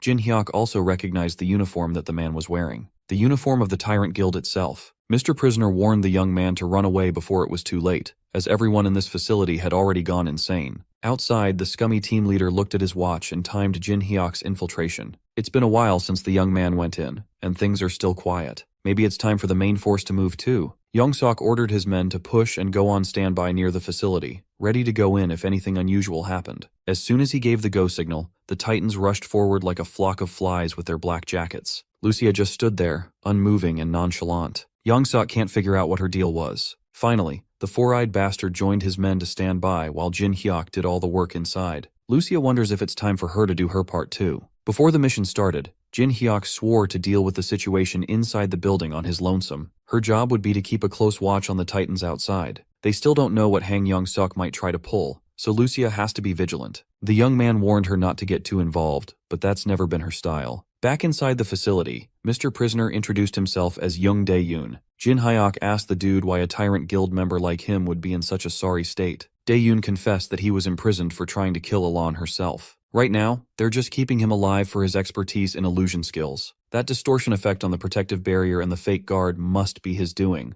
Jin Hyuk was curious why this guy would try to flush his guild's research down the toilet. It was simple, really. Dae-yoon just couldn't stomach seeing his colleagues throw women to monsters as bait. He reached his limit and tried to take Elan down once and for all, only to get caught and imprisoned. Jin Hyuk was pleasantly surprised to see a reasonable Tyrant Guild member like this guy. Even his karma score was low, only at 62. The young man formally invited Dae-yoon to work together and take down this damned facility. Meanwhile, the grunt assigned to monitor the control room was sleeping soundly in his comfortable office chair. Finally waking up, he realized that he must have dozed off on the job again. He always gets sleepy at this hour, so it was nothing new, and nothing ever happened in this place, so it was fine. Instead of waking up to live feeds of the entire facility, he woke up to black screens. He looked around to try and understand what was happening, but to no avail. Panicking, he tried to turn the system back on, but the problem was the power source fried by Jin Hyuk's EMP. Every electronic device, including smartphones, was out of commission. The entire computer system is down, and he slept through it. The control room guy is in the running for Employee of the Month. Right outside the command center, a few of the tyrant boys were playing some cards to pass the time. They were having a jolly old time until the control room guy started yelling about some emergency. The tyrant boys were alarmed, and worse of all, their game was interrupted. The control room guy informed everyone that the entire system was completely offline. To make matters worse, all the women are gone from their prison cells. They have an intruder that plunged the whole place into chaos. The team leader split their forces into two. Team 1 would head to the Elan production room, while Team 2 looked for the intruder and the women. As for the dumbass that let it happen, the control room dude was tasked with finding a way to contact the headquarters no matter what. Every single prison cell had been opened, freeing the abducted women. Right now, they're heading for the nearest exit with their lives on the line. Daeyoon knew the layout of the facility, so he led everyone to the optimal path. They've gotten so close, and yet so far, as the tyrant boys caught up to their escape trail. With the escaping women found, the tyrant boys started pouring in. The first responder immediately recognized Daeyoon as he directed the girls to the exit. The absolute Giga Chad let the women through and stayed behind to buy some more time for them to run away. Tyrant boy number 1 got too eager and rushed in by himself, threatening to kill Daeyoon once and for all. As soon as the punch landed, Daeyoon reminded his former comrades of his specialty, illusion. Tyrant boy number 1 could hardly contain his anger for falling victim to such a simple trick. While Team 2 was playing catch-up with Daeyoon and the girls, Team 1 was suffering a much more painful fate. Each of them carried a measly knife to a baseball bat fight. Jin Hyuk did quick work on the team assigned to protect the Elan production room. He used his superior technique and footwork to make a fool of these half-assed fighters left and right. The young man bashed each of their heads in, using one swing for each bastard. Jin Hyuk finished the last tyrant boy off, and he did not even break a sweat. Seeing as how these boys were so desperately trying to guard the gate up front, it was obvious that Elan was being housed behind the door. Jin Hyuk gained access to the room and carefully entered. He looked around and saw all the equipment that the tyrant scums had gathered to make the inhumane drug.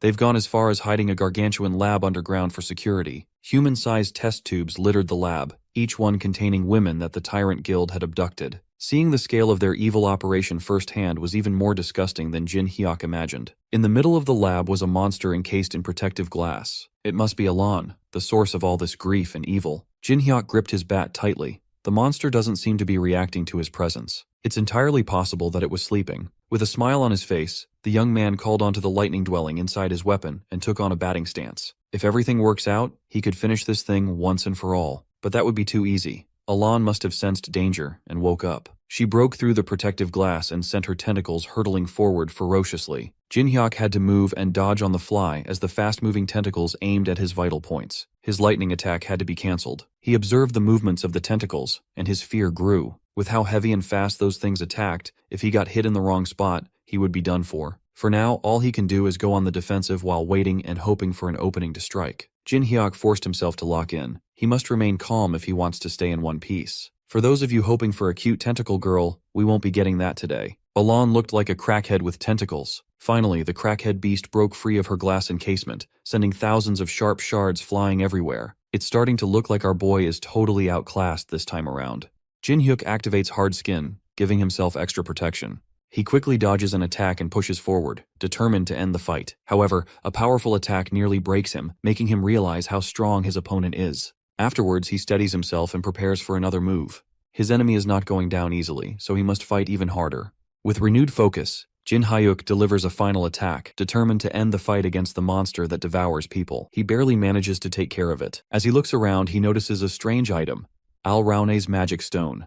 Examining it closely, he realizes it can't be appraised, but based on its size and shape, it resembles a magic stone. Deciding to get answers later, he plans to ask the dwarf uncle about it. Jin Hyuk wonders if he should check what's happening outside.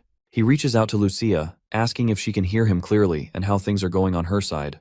He wants to know if the girls managed to escape safely. Lucia responds, explaining that a man and the girls have headed down the mountain. However, the ones chasing them are dressed the same, which seems suspicious. Lucia listens as he clarifies that the man was once captured for betraying the tyrant but seems trustworthy. They decided to work together, and now he is our ally. Jin Hyuk reassures and confirms that they are on the same side. Now that the situation is clearer, Lucia asks about something more important, checking if Al Raun has been dealt with. Afterwards, Jin Hyuk reassures that Al Rauni has been taken care of properly, and that he has also secured the magic stone. Kang Jin-hyuk, still focused on the situation outside, wonders about the ones who were chasing the girls. Lucia explains that those people have been in combat for a while now. As soon as the ones in white clothing appeared, the Titan group immediately rushed to fight them. However, something about the battle seems unusual. She observes that the ones in white ate something, and after that, their appearance changed. Now the Titans, who initially had the upper hand, are starting to struggle. Jin-hyuk wonders if the strange transformation is related to what someone mentioned earlier, Alraun's drug. Realizing the danger, Jin-hyuk knows it will be a big problem if the Titan Guild collapses now. Despite finding the Titan members annoying, he understands that stopping the Tyrant Guild takes priority at the moment. He asks Lucia if she can assist them in the fight to prevent things from getting worse.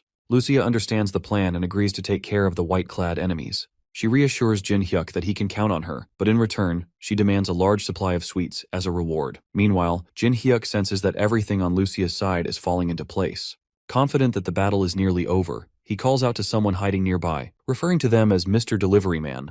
A mysterious figure steps forward, surprised that Kang Jin-hyuk noticed him. Moreover, Jin-hyuk wonders if he is his target, or if he is also after Alraun's magic stone. However, he reveals that his goal was initially the same but has now changed. Kang Jin-hyuk warns him that he will regret whatever choice he just made. As they engage in battle, the enemy is shocked by the incredible reaction speed, something far beyond what an average C-rank hunter should be capable of. The bastard recalls the moment when our guy blocked the poison darts earlier, wondering if it was truly just luck. Despite his doubts, he reassures himself that, in the end, the guy he is dealing with just a C-rank hunter. He activated his ability, preparing to finish him off. However, as he attacks, he realizes something unexpected. Jin-hyuk is wearing armor. Afterwards, he attempts to retreat, but before he can get away, he feels a sharp force stopping him. Jin-hyuk is not letting him escape this time. The enemy barely manages to block the attack. Doubt creeps in as he realizes that Ji-hyuk is much stronger than he first thought. Frustrated, he shouts, promising to get revenge, unable to accept that he is being beaten. But Jin-hyuk declares that there won't be another chance, believing this place will be his final resting place. With all the fallen taken care of, the focus shifts to the injured. Ensuring their safety is the next priority. Meanwhile, a report must be made. The discovery of hidden drugs by the tyrants comes as a shock. Without unexpected help from a mysterious woman, survival would have been impossible. Her arrows carried power nearly equal to an S rank, yet no known female hunter has ever displayed such strength. With the situation under control, the wounded are sent to the hospital, and all possible evidence is taken care of. With the tyrants seemingly handled, attention turns to finishing the welcome party properly. However, before they can proceed, someone arrives, breathing heavily, carrying an urgent message. He reveals that the Tyrant Guild leader and their strongest members are on the way. The mere mention of Cho-won Cheol, an S-rank hunter, makes it clear that staying would be a mistake. The guy with glasses gets frustrated and realizes that they have to go back when they are just about to defeat them. Suddenly, they receive an urgent transmission. Apparently, a small group of Tyrant Guild members is approaching fast, likely their vanguard. The warning was true. Danger is coming fast. The enemy is getting closer, leaving no choice but to end the mission.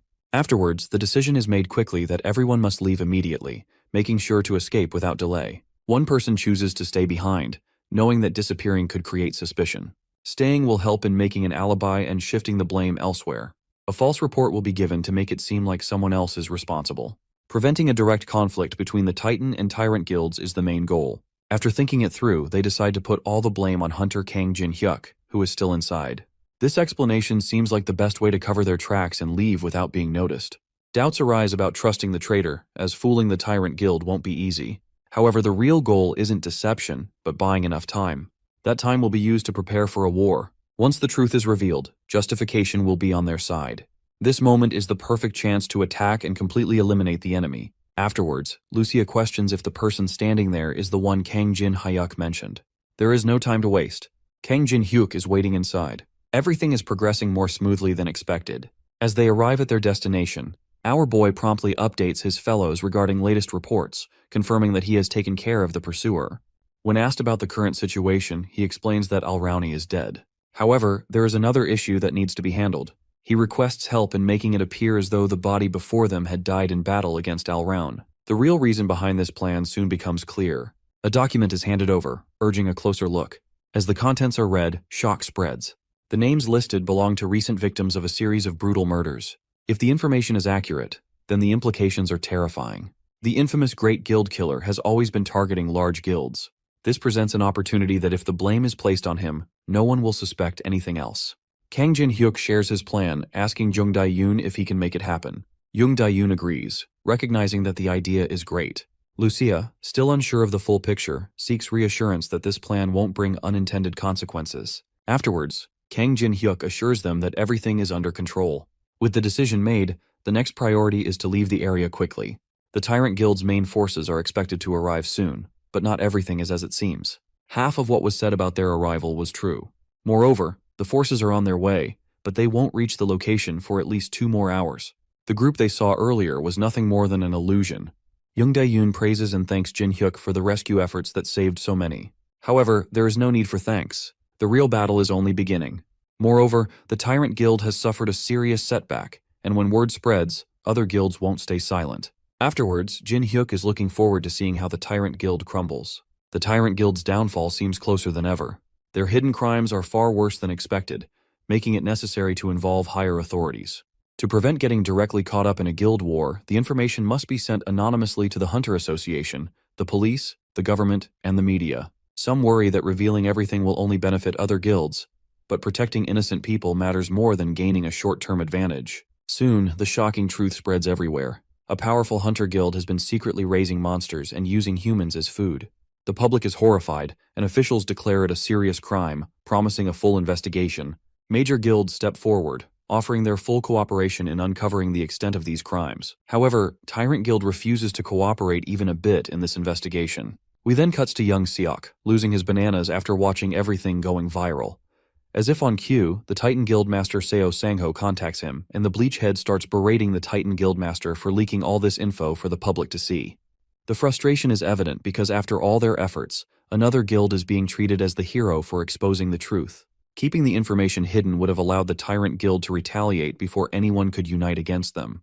Han Young-seok argues that successfully recruiting an S-class hunter would have ensured victory over the Tyrant Guild. On the other side, Seo Sang-ho remains doubtful, pointing out that even with such a powerful ally, defeating the Tyrant Guild's master would never be certain. The debate over the guild war continues, Han Young-seok thinking they can take over the Tyrant Guild without worrying about the damage. Moreover, Seo Sang-ho argues that innocent people could suffer, making it too dangerous. Afterwards, Han Young-seok is questioned about his true intentions. A guild's duty is to protect, not just gain more power. He insists he only wanted what was best. Moreover, he realizes the guild leader always dismisses his ideas. He believes the Titan Guild has no future under its current leadership and is heading toward ruin. This is then the bastard contacts a certain someone and promises them the position in the guild, so long they overthrow the current Titan Guildmaster. We then cut to our boy, who is about to have chat with someone in secret. The meeting spot seems odd for a secret discussion, but Jung Dae-yoon arrives as planned. Kang Jin-hyuk greets him, noticing he looks more confident. The plan appears to be going well, and the lies prepared earlier have made things easier within the guild. Despite this, the situation isn't completely safe yet. The guild is planning to send a team to track down Kang Jin-hyuk. Considering how unstable the guild is, it seems strange for them to have the resources for this. However, some higher-ups have started questioning the recent events. The news of the murderer's body was discovered and spread unusually fast, making them suspect there might be another real culprit. Though there is no proof yet, doubts are beginning to rise. Since the plan worked, there's no risk of his identity being revealed, but staying cautious is still necessary. For now, it's best to keep a low profile until the Tyrant Guild collapses completely. Afterwards, Jung Dae-yoon hands over details about those leading the investigation and asks if Kang Jin-hyuk wants to check immediately. However, it doesn't seem necessary since they are all just illusions. Kang Jin-hyuk had already figured it out from the start. With no one else around, he wants to know who exactly is after him. The answer is an archer and a mage, both experts in disguise and concealment magic. They might even approach him while pretending to be someone familiar. After confirming the details, there's one more piece of information. The person mentions something called the monster counter. Kang Jin-hyuk recalls it being used when assisting the Titan Guild earlier, but this version looks different. It turns out to be an advanced model, improving upon the original device. After analyzing the Alround incident, the association developed a system to monitor hunters. Every hunter, starting with their guild, will be required to wear it, bringing them all under the association's supervision. Even hunting in dungeons might become difficult. If Kang Jin-hyuk plans to take the pill to grow stronger, he must act quickly before the monitoring system is fully implemented. If his strength increases after the system is in place, the association will take notice, and even the Tyrant Guild might start suspecting him. To avoid unnecessary attention, he needs to complete this process as soon as possible. A surveillance system like this was unexpected, but there's no choice now. Moreover, the priority is to get stronger, even if only a little. Without wasting time, he decides to head straight to the dungeon. In the dungeon, our beloved dwarf is angry at our boy for making him wait all this time. He had sent him to retrieve some ore, yet he vanished without a trace. Now, out of nowhere, he returns with something unexpected. With an apologetic tone, he explains that unavoidable circumstances caused the delay. After weeks of silence, he finally returned, acting like nothing had happened. The frustration is obvious. He quickly apologizes, trying to explain that he had something important to do. But that didn't change the situation. The item he brought wasn't just any material. It was cursed, filled with the grudges of many. Dwarves who were sensitive to curses wouldn't even go near it. Lucia had left earlier, saying she had something urgent to handle. Now, it seemed like it was connected to this. Instead of bringing the needed ore, he had returned with something completely useless. He was immediately told to get rid of it. Panicked, he insisted that he didn't know what it was. But that excuse didn't matter. His mistake had already been made. Even so, throwing it away seemed like a waste. There had to be another use for it. Then, there was only one option left. Moreover, Lucia's words from earlier suddenly made sense. She had hinted that our dwarf would not be able to deal with the stuff our boy brought. Now it was clear why she had said that. There was a place below the cliff he had visited. A place known as the Temple of the Dragon. A key was given with instructions to unlock the temple and remove the curse from the ore. If successful, a weapon even stronger than the current one would be made in return. There was curiosity about whether the key would really open the temple. The answer was yes, but a serious warning followed that this place is not an ordinary temple. It was far more dangerous than any dungeon faced before. Going in unprepared would be too risky. The decision was made to leave for now. No matter how far they have traveled, safety is more important. Kang Jin-hyuk watches Lucia speed ahead, realizing how quick she is. As he thinks about preparing for the upcoming challenge, only potions and scrolls come to mind. But he feels that might not be enough. Before he can ask Lucia for advice, he notices his food supply disappearing and catches her eating what was supposed to last a month. Before he can react, a call interrupts him. Secretary Lee Haina from the Titan Guild urgently asks for his help, mentioning the guildmaster Sang-ho. Her desperate tone makes him curious about what might have happened. Afterwards, Kang Jin-hyuk rushes to the location after hearing the urgency in Lee Haina's voice. When he arrives, he finds Sang-ho in critical condition, covered in blood and barely holding on. Lee Haina desperately tries to reassure him. Jin-hyuk quickly moves to provide first aid, knowing there is no time to waste. He pours a potion over the wound, easing some of the damage. Though the worst seems to have passed, he needs answers.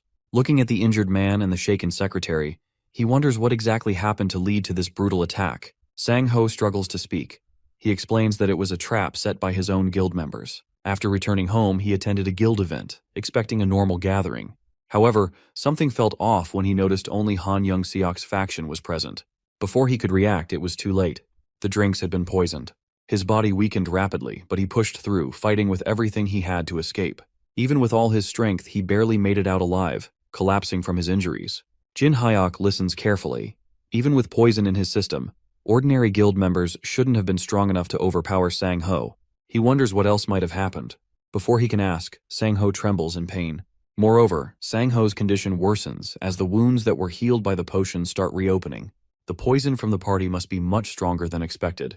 Jin-hyuk quickly realizes they need to act fast. He wonders if anyone knows exactly what kind of poison was used and whether an antidote exists. Hyena hesitates, explaining that standard hunter antidotes won't work in this situation. Afterwards, Jin-hyuk suggests taking him to a hunter-specialized hospital, but Sang-ho reminds them that going to a hospital would only expose their location, and their enemies would find them in no time. Jin-hyuk considers their options and suddenly asks Hyena if she has a car. She is confused about where they are going. He tells her to prepare to leave immediately. They are going to his home to treat the poison. Hyena quickly agrees and rushes to get ready, determined to drive as fast as possible while Jin-hyuk stays behind to keep an eye on Sang-ho. As they near their destination, Jin-hyuk urges Sang-ho to stay awake and hold on a little longer. Hina suddenly notices something concerning. She wonders if Jin-hyuk has seen the car following them. Afterwards, Jin-hyuk quickly glances back and realizes it's the same vehicle they spotted earlier in front of the house. Hyena confirms his suspicion that they are being followed. Jin-hyuk realizes he can't go straight home while being followed. With no other option, he decides to change plans. He instructs Hyena to follow his directions carefully and take a different route. As they reach a specific point, Jin-hyuk prepares to confront Kang Jun-tae. He tells Hyena to drive straight to his house while he stays behind to handle the situation. His colleague has already been informed and will let her in upon arrival. He wonders if Jin Hyuk truly intends to stop him alone. Meanwhile, Jin Hyuk studies him closely, wondering if this man is the only tracker or if someone else is. Afterwards, Jin Hyuk wonders why Hina isn't heading to the house as planned. Before he can question her further, she suddenly shouts for him to escape at all costs, and then she reveals the terrifying truth. The man chasing them is an S-class hunter. Shock hits Jin Hyuk as he hears the name Kang Juntae. His presence detection skill activates, confirming the immense power.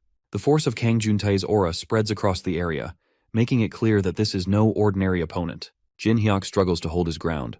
Hina asks if he is okay, but he barely manages to respond, realizing he can't last much longer. He urges her to escape immediately, promising to find a way to catch up later. Hyuna is unwilling to leave him behind, but he insists. Understanding the danger, she finally agrees and rushes away. However, Kang Juntae refuses to let his prey escape so easily. He moves to intercept, determined to stop them. Jin Hyuk throws himself in the way once again, frustrating the S-class hunter. Juntae wonders why this man keeps interfering with his plans. Jin Hyuk does everything he can to buy time.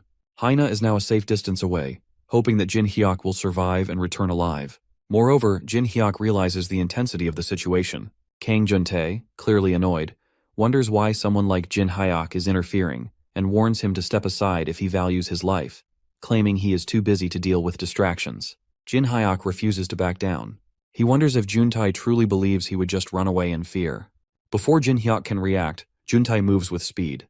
Each attack is not just fast but dangerously powerful. Every strike forces Jin Hyuk to dodge desperately, knowing that even a single hit could end him. Afterwards, Juntae taunts him to keep going, eager to see how long he can last. His attacks grow fiercer, and Jin Hyuk realizes that if he takes a direct hit, it will be over. Thinking quickly, he activates his inventory and equips his mithril chainmail armor. The unique effect immediately takes hold, reducing both physical and magical damage by half. As the next attack hits Jin Hyuk, he realizes just how close he came to death. If not for the armor he had prepared in advance, he wouldn't have survived that last attack. Juntae observes him, noting that he hadn't expected Seo Sang-ho to have someone this skilled under him. Han Young-seok had mentioned someone like him before, someone who was quite close to Seo Sang-ho. Afterwards, Jin Hyuk quickly realizes that his identity has been exposed. Even if he manages to escape now, it's only a matter of time before they track him down. His house won't remain safe for long. Before he can think further, he realizes that he can even escape from someone as powerful as Juntae. Afterwards, Juntae makes an unexpected offer. He tells Jin Hyuk to forget about Seo Sang-ho and join forces with him instead. The new Titan Guild needs someone like him. Jin Hyuk rejects the offer, standing firm in his decision. We then cut to Lucia, who is trying her best to heal the Guildmaster, but she reaches her breaking point, realizing she can't push any further at the moment. Stepping back, she wonders if it's best to go outside and discuss the situation. The poison in Seo Sang-ho's body remains dangerously strong. Although Lucia has taken temporary measures to help him rest, it's clear that the treatment isn't complete. The pain is gone for now, but it won't last long. Lee Hyuna becomes more concerned, wonders what they should do next, and asks if there's any other way to treat him. Lucia thinks for a moment before recalling someone who might be able to help. A certain short man comes to mind. If anyone can do it, it's probably him. However, there's another problem. To enter the dungeon where the solution might be found, they need Jin Hyuk. A possibility exists, but it won't be easy. Meanwhile, in battle, Jin Hyuk struggles to keep up. His opponent keeps attacking, leaving him no time to recover. Every hit shakes him, and the energy he had at the start is fading fast. Moreover, he knows he has reached his limit, and drinking a potion would help. But there's no chance to do so with the continuous attacks. There's only one option left. He must go all in with one final strike. Determined, he refuses to give up. If this is the end, he will make it count. Gathering his remaining strength, he prepares for one last desperate attack. No matter how hard he tries, his attacks keep missing their mark. Frustration builds, but Kang Juntae remains unimpressed, calling the fight boring. Without warning, a deadly attack comes his way. He knows he must dodge, but his body refuses to move, and he ends up taking hit. Panic sets in as he desperately tries to command himself to react. His mind screams for his body to move, yet he remains frozen. At the last moment, his instincts take over, and he barely shifts to avoid a fatal blow. Kang Juntae acknowledges his quick move, impressed that he managed to survive. Once again, an offer is made to join forces and live. Jin Hyuk refuses, and Kang Juntae realizes that there is no other way. The final attack is about to land, and Jin Hyuk wonders if this is truly the end. Just then, an arrow flies through the air, interrupting the fight. The unexpected attack forces him to step back. He looks at the arrow in disbelief that it carries so much power. Jin Hyuk is struggling to stay and recognizes the arrow immediately. Lucia has arrived just in time to save Jin Hyuk, surprising their enemy with her strength. He initially underestimates her, thinking she isn't a real threat, but quickly realizes his mistake when she easily blocks his attack. Shocked by her power, Kang Juntae struggles to understand how she can match him. Meanwhile, Lucia remains focused, knowing this isn't the time for lessons. She needs to end the fight quickly. Lucia breaks the enemy's spear with her hands, leaving him in shock. He struggles to understand how he is being pushed back so easily. The thought crosses his mind that she might be an S-class hunter from another country, as he would have known if such a powerful hunter was in the area. Jin Hyuk, still recovering, is equally stunned by her strength. Afterwards, Lucia sees that he can move and gives him a choice, asking Jin Hyuk whether she should finish their opponent or leave it at this. Jin Hyuk advises her that there is no need to get further involved. Also, he suggests Lucia end the fight, but Kang Juntae refuses to acknowledge defeat. He realizes, however, that continuing would only bring unnecessary risk, so he agrees to stop for now, though he masks it with arrogance. Afterwards, Lucia teases him, but he remains firm and says that he will remember this day. Before leaving, he issues a final warning, declaring that the next time they meet, both she and Jin Hyuk will face their end. And with that, he disappears. With the fight over, Lucia finally helps Kang Jin Hyuk recover and reassures him that his condition isn't as bad as expected. And to his surprise, his wounds heal completely. Grateful, he thanks her, impressed by her combat skills and healing abilities. Lucia takes pride in her strength, teasing him about finally recognizing her greatness. Afterwards, Jin Hyuk jokes about her being an overpowered character, explaining that it's a compliment. Then, he asks Lucia about guild leader Seo Sang-ho, to which she responds that he is resting at home. Afterwards, they prepare to head back immediately. Moreover, Lucia warns Jin Hyuk not to overexert himself, reminding him that his wounds could reopen if he isn't careful.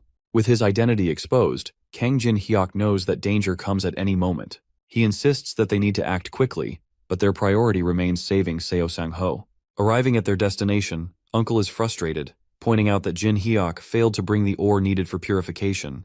Instead, he has brought a poisoned person, making it difficult to proceed. Jin Hyuk apologizes, explaining that things didn't go as planned, but promises to make it up later. His main concern is saving Seo Sang-ho. However, the situation worsens when they learn that the poison affecting Seo Sang-ho is basilisk venom. An antidote is needed, but the necessary materials aren't available in this location. Jin Hyuk wonders if his uncle might have the antidote. Afterwards, he responds that he isn't a magical treasure chest that holds everything. Meanwhile, Seo Sang-ho turns to Jin Hyuk with curiosity, wondering about this place. Jin Hyuk acknowledges the question but avoids a full explanation, simply suggesting to think of it as one of his abilities for now. Kang Jin Hyuk considers the risks of revealing this secret place but decides to trust the guild leader, just as the guild leader had trusted him first. The uncle hands over a medicine, explaining that it will only buy them time. At best, it will last for half a day, and if they fail to find the antidote within that period, Seo Sang-ho won't survive. But this is then my guy remembers something. Later, they return back to Earth and he is having conversation with our girl. They discuss the possibility of secret places where an antidote might exist, though none are known for certain. Despite buying some time, they still don't have a real solution. Afterwards, Jin Hyuk mentions one last possible method. If this doesn't work, they will have no more options left. He then makes a call. The person on the other end is surprised to receive a call so late at night and asks why he is calling. Jin Hyuk gets straight to the point, asking if they have an antidote for basilisk venom. The person responds that he doesn't have the antidote but knows a backdoor doctor who might. When asked why he needs it, Jin Hyuk simply states that it's urgent. The person agrees to introduce him to the doctor and asks if he wants them to come discreetly. Since Jin Hyuk is considered a VIP, they promise to handle it carefully. Soon the doctor arrives as planned. Jin Hyuk assures everyone that the antidote is on its way, bringing relief and even tears of gratitude from her eyes. The doctor successfully removes the poison from Seo Sang-ho's body. However, he explains that it will take at least 2 weeks for his body to fully recover and regain movement. Until then, complete rest is necessary. Afterwards, Kang Jin Hyuk realizes that Seo Sang-ho's 2-week recovery period causes a major problem. During this time, he won't be able to withstand the Titan Guild's pursuit, even with Lucia's help. More importantly, after his recent battle with Kang Juntae, he has come to identify his own weakness. Jin Hyuk admits that after facing an S-rank opponent, he understands just how weak he currently is. However, she assures him that although he is weak now, he has the potential to grow stronger. A risky method to gain strength is presented to him by Lucia, and Jin Hyuk declares that he is willing to do whatever it takes to become stronger. The next day, my guy is ready to make trip to the Dragon's Temple. Gathering 50 explosion scrolls, 300 mana potions, and 300 health potions, and ensuring that his armor and weapon are ready. He also confirms that he has a return stone in case of emergencies, securing an escape route. Before leaving, he entrusts Seo Sang-ho and another ally to Lucia, asking her to take care of them in his absence. Moreover, Lucia warns him about the extreme dangers of the Dragon's Temple, reminding him that if he gets greedy or pushes too far, he could die. Jin Hyuk acknowledges the warning and promises to use the return stone if the situation becomes too dangerous. As he prepares to go, Secretary Lee apologizes and blames herself for the risks he is taking. Afterwards, Kang Jin-hyuk reassures Secretary Lee that there is no need to apologize, as he also seeks revenge. Moreover, he tells Lucia that she is the only one he can rely on while he is away, and asks her to wait for his return. He is determined to come back stronger no matter what. Upon arriving at the Dragon's Temple, he recalls Lucia's warning not to get greedy and to leave once he feels strong enough. However, he dismisses the idea of playing it safe. His goal is clear. He refuses to leave until he is powerful enough to defeat an S-rank opponent. Kang Jin-hyuk keeps walking but doesn't see anything for a long time, making him wonder if he's on the right path. Suddenly, the area lights up, revealing strange suits of armor. At first they look like decorations, but something about them feels off. Afterwards, he quickly realizes they are actually enemies. Instead of feeling scared, he sees this as the kind of challenge he was looking for. As the fight begins, he notices that the armored figures may look strong, but they aren't very powerful. Then, he figures out their weak point. He needs to destroy their cores. Afterwards, Kang Jin-hyuk isn't worried about the armored monsters. He has the perfect weapon to deal with them. He unleashes a powerful burst of electricity, targeting their cores all at once. He wonders how the metal creatures are handling the shock and how the electricity tastes. At the Titan Guild's office, Han Young-suk's expressions are filled with frustration, and his blood boils because of Kang Jun-tae for messing up catching one drug-addicted fool and making things so complicated when they weren't meant to be. Turning to his assistant, he demands an update about what happened to the executives who supported Seo Sang-ho. So the assistant informs him that they have been confined to their homes and are being thoroughly monitored. The Titan Guild members have cut off all communication lines, like the internet and phones. Hearing that, Han Yun-sun gives a cold calculation order to keep watching them to make sure Seo Sang-ho doesn't escape in that direction. But before the conversation could continue, suddenly a loud burst can be heard. The door flies open. It is Kang Jun-tae, who angrily barges into the office. He demands an explanation on why he hasn't been warned about the unexpected obstacles. Han Young-suk doesn't understand this sudden rude outburst, as he did give Jun-tae information about that low-level hunter. Jun-tae angrily moves forward, revealing he is not talking about the guy, but the archer woman. Han Young-suk's assistant immediately moves to intervene, suggesting Jun-tae to step back from the executive, but without giving a damn. With a sharp, brutal punch, he sends the assistant to the corner of the floor, not even sparing him a glance. At that moment, the Bleachhead realizes that this dude is likely talking about the woman who has been traveling with our boy. He then hesitantly asks Jun-tae if he lost to her. The question hits like an insult, and Jun-tae immediately shrugs it off by calling it nonsense, and insists that if his spear hadn't broken, he would have won. Judging by his words, Young-suk understands she is a tough opponent, even for Jun-tae, and this is not even him complaining. She overpowered him and he felt humiliated, though he didn't expect her to be this strong. Not sure how to respond, he assures Jun-tae about preparing for her too, along with Kang Jin-hyuk. However, he reminds Jun-tae to finish Sang-ho as quickly as possible. Only then can they fully take control of the Titan Guild. They know he has already been poisoned, so he might be on the verge of death, or even if he survives, he won't be able to fight as he used to, so all they have to do is find him, and it is over. The only variables for them are Kang Jin-hyuk and Lucia, but this time the guild will make sure to kill them. Han Young-suk trusts Jun-tae to handle this. Once those two are dead, there will be no more obstacles. Everything will be taken care of, and then the position of Titan Guild leader will be Jun-tae's. At the same time, in the Dragon Temple, Kang Jin-hyuk took down all those armored things, and now is in the second room. Then, in a dull light, he spots a throne, and upon it, a figure is seated. Something is definitely off.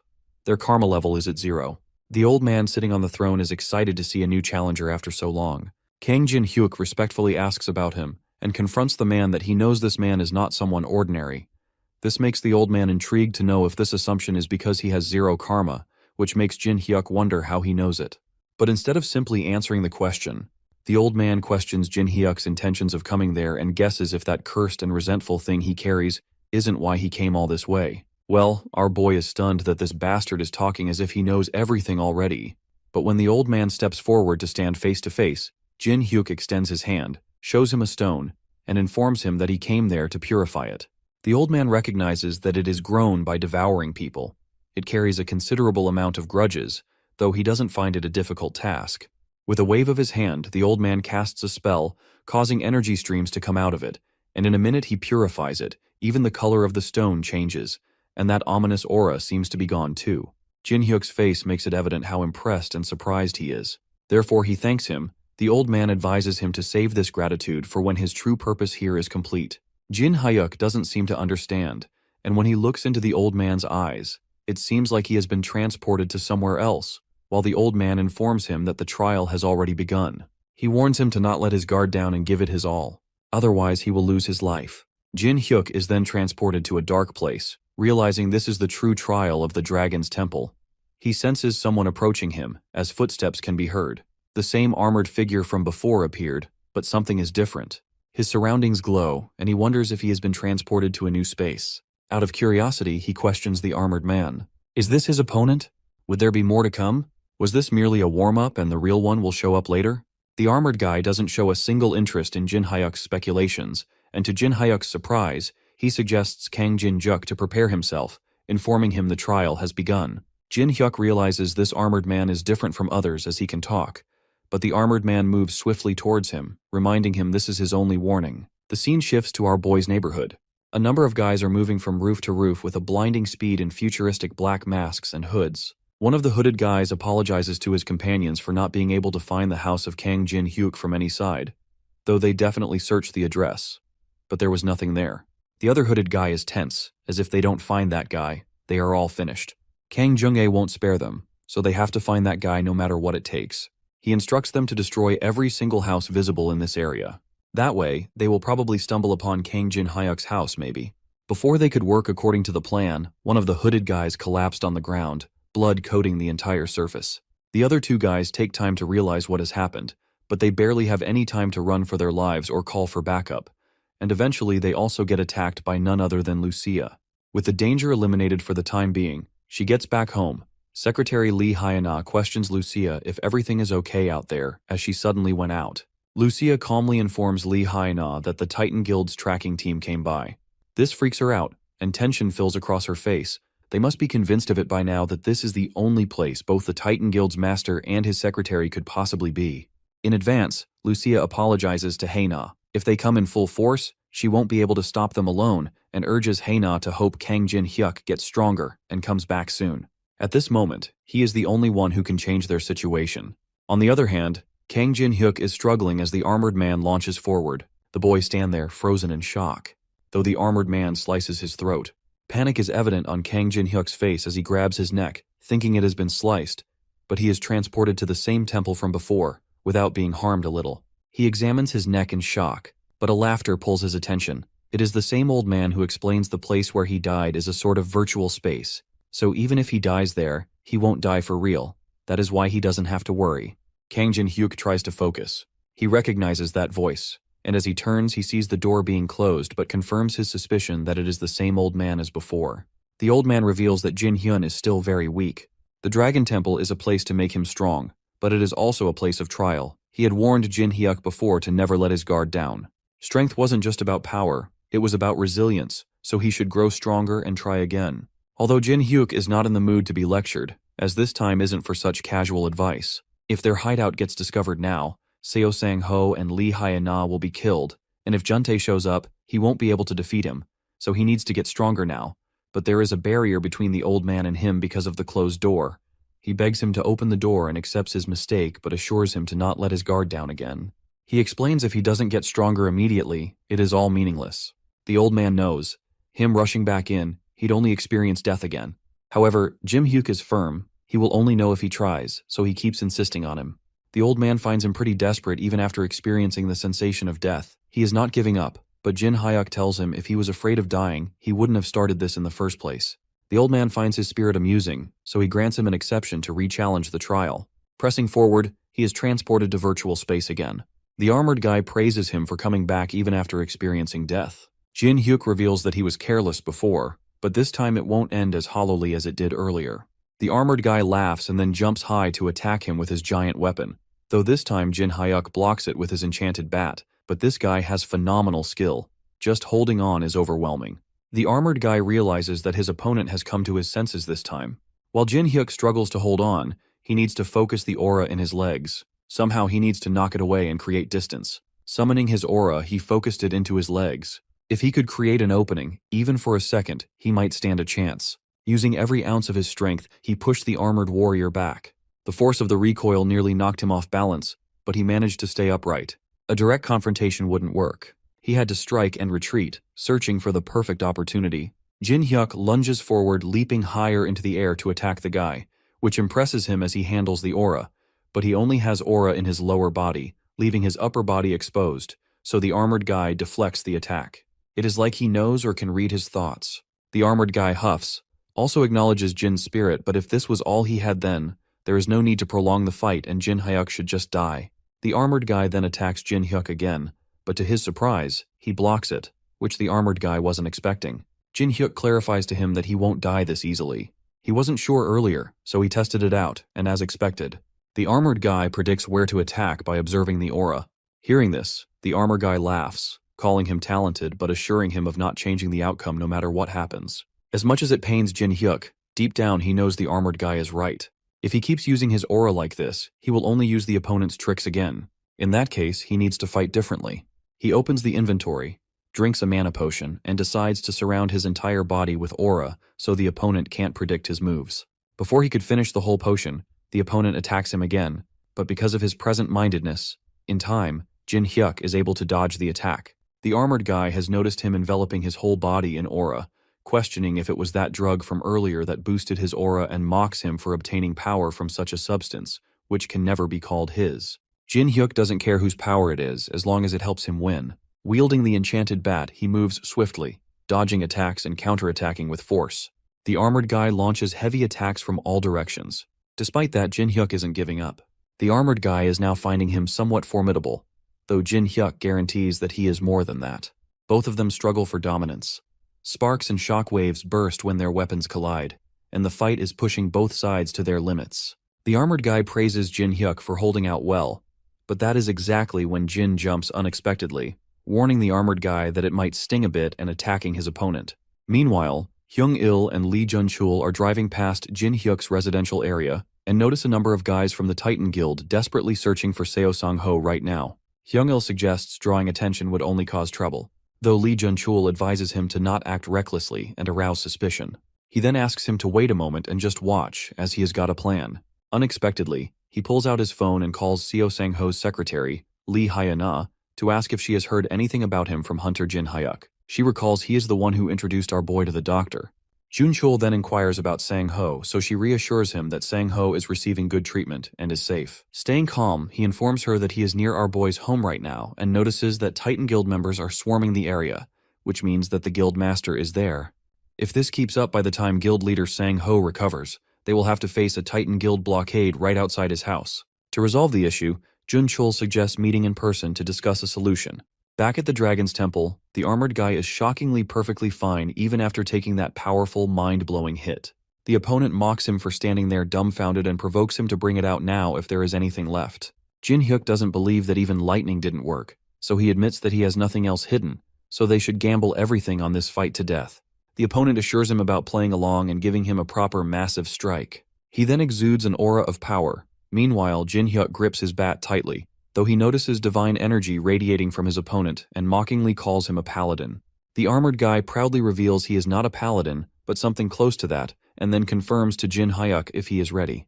Jin Hyuk stands there unfazed, being ready for a while. As the guy lunges forward, Jin Hyuk knows fancy tricks won't work. What he needs now is a full-force strike. Jin Hyuk uses every inch of aura in his body and blocks the divine energy's attack. He is aware that if he falls back, it is over.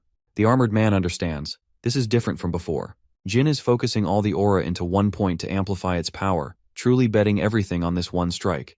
But the opponent tries pushing him while attacking, which makes him stumble, even as his aura scatters. Though the armored guy promises him, he won't be able to defeat him just with that.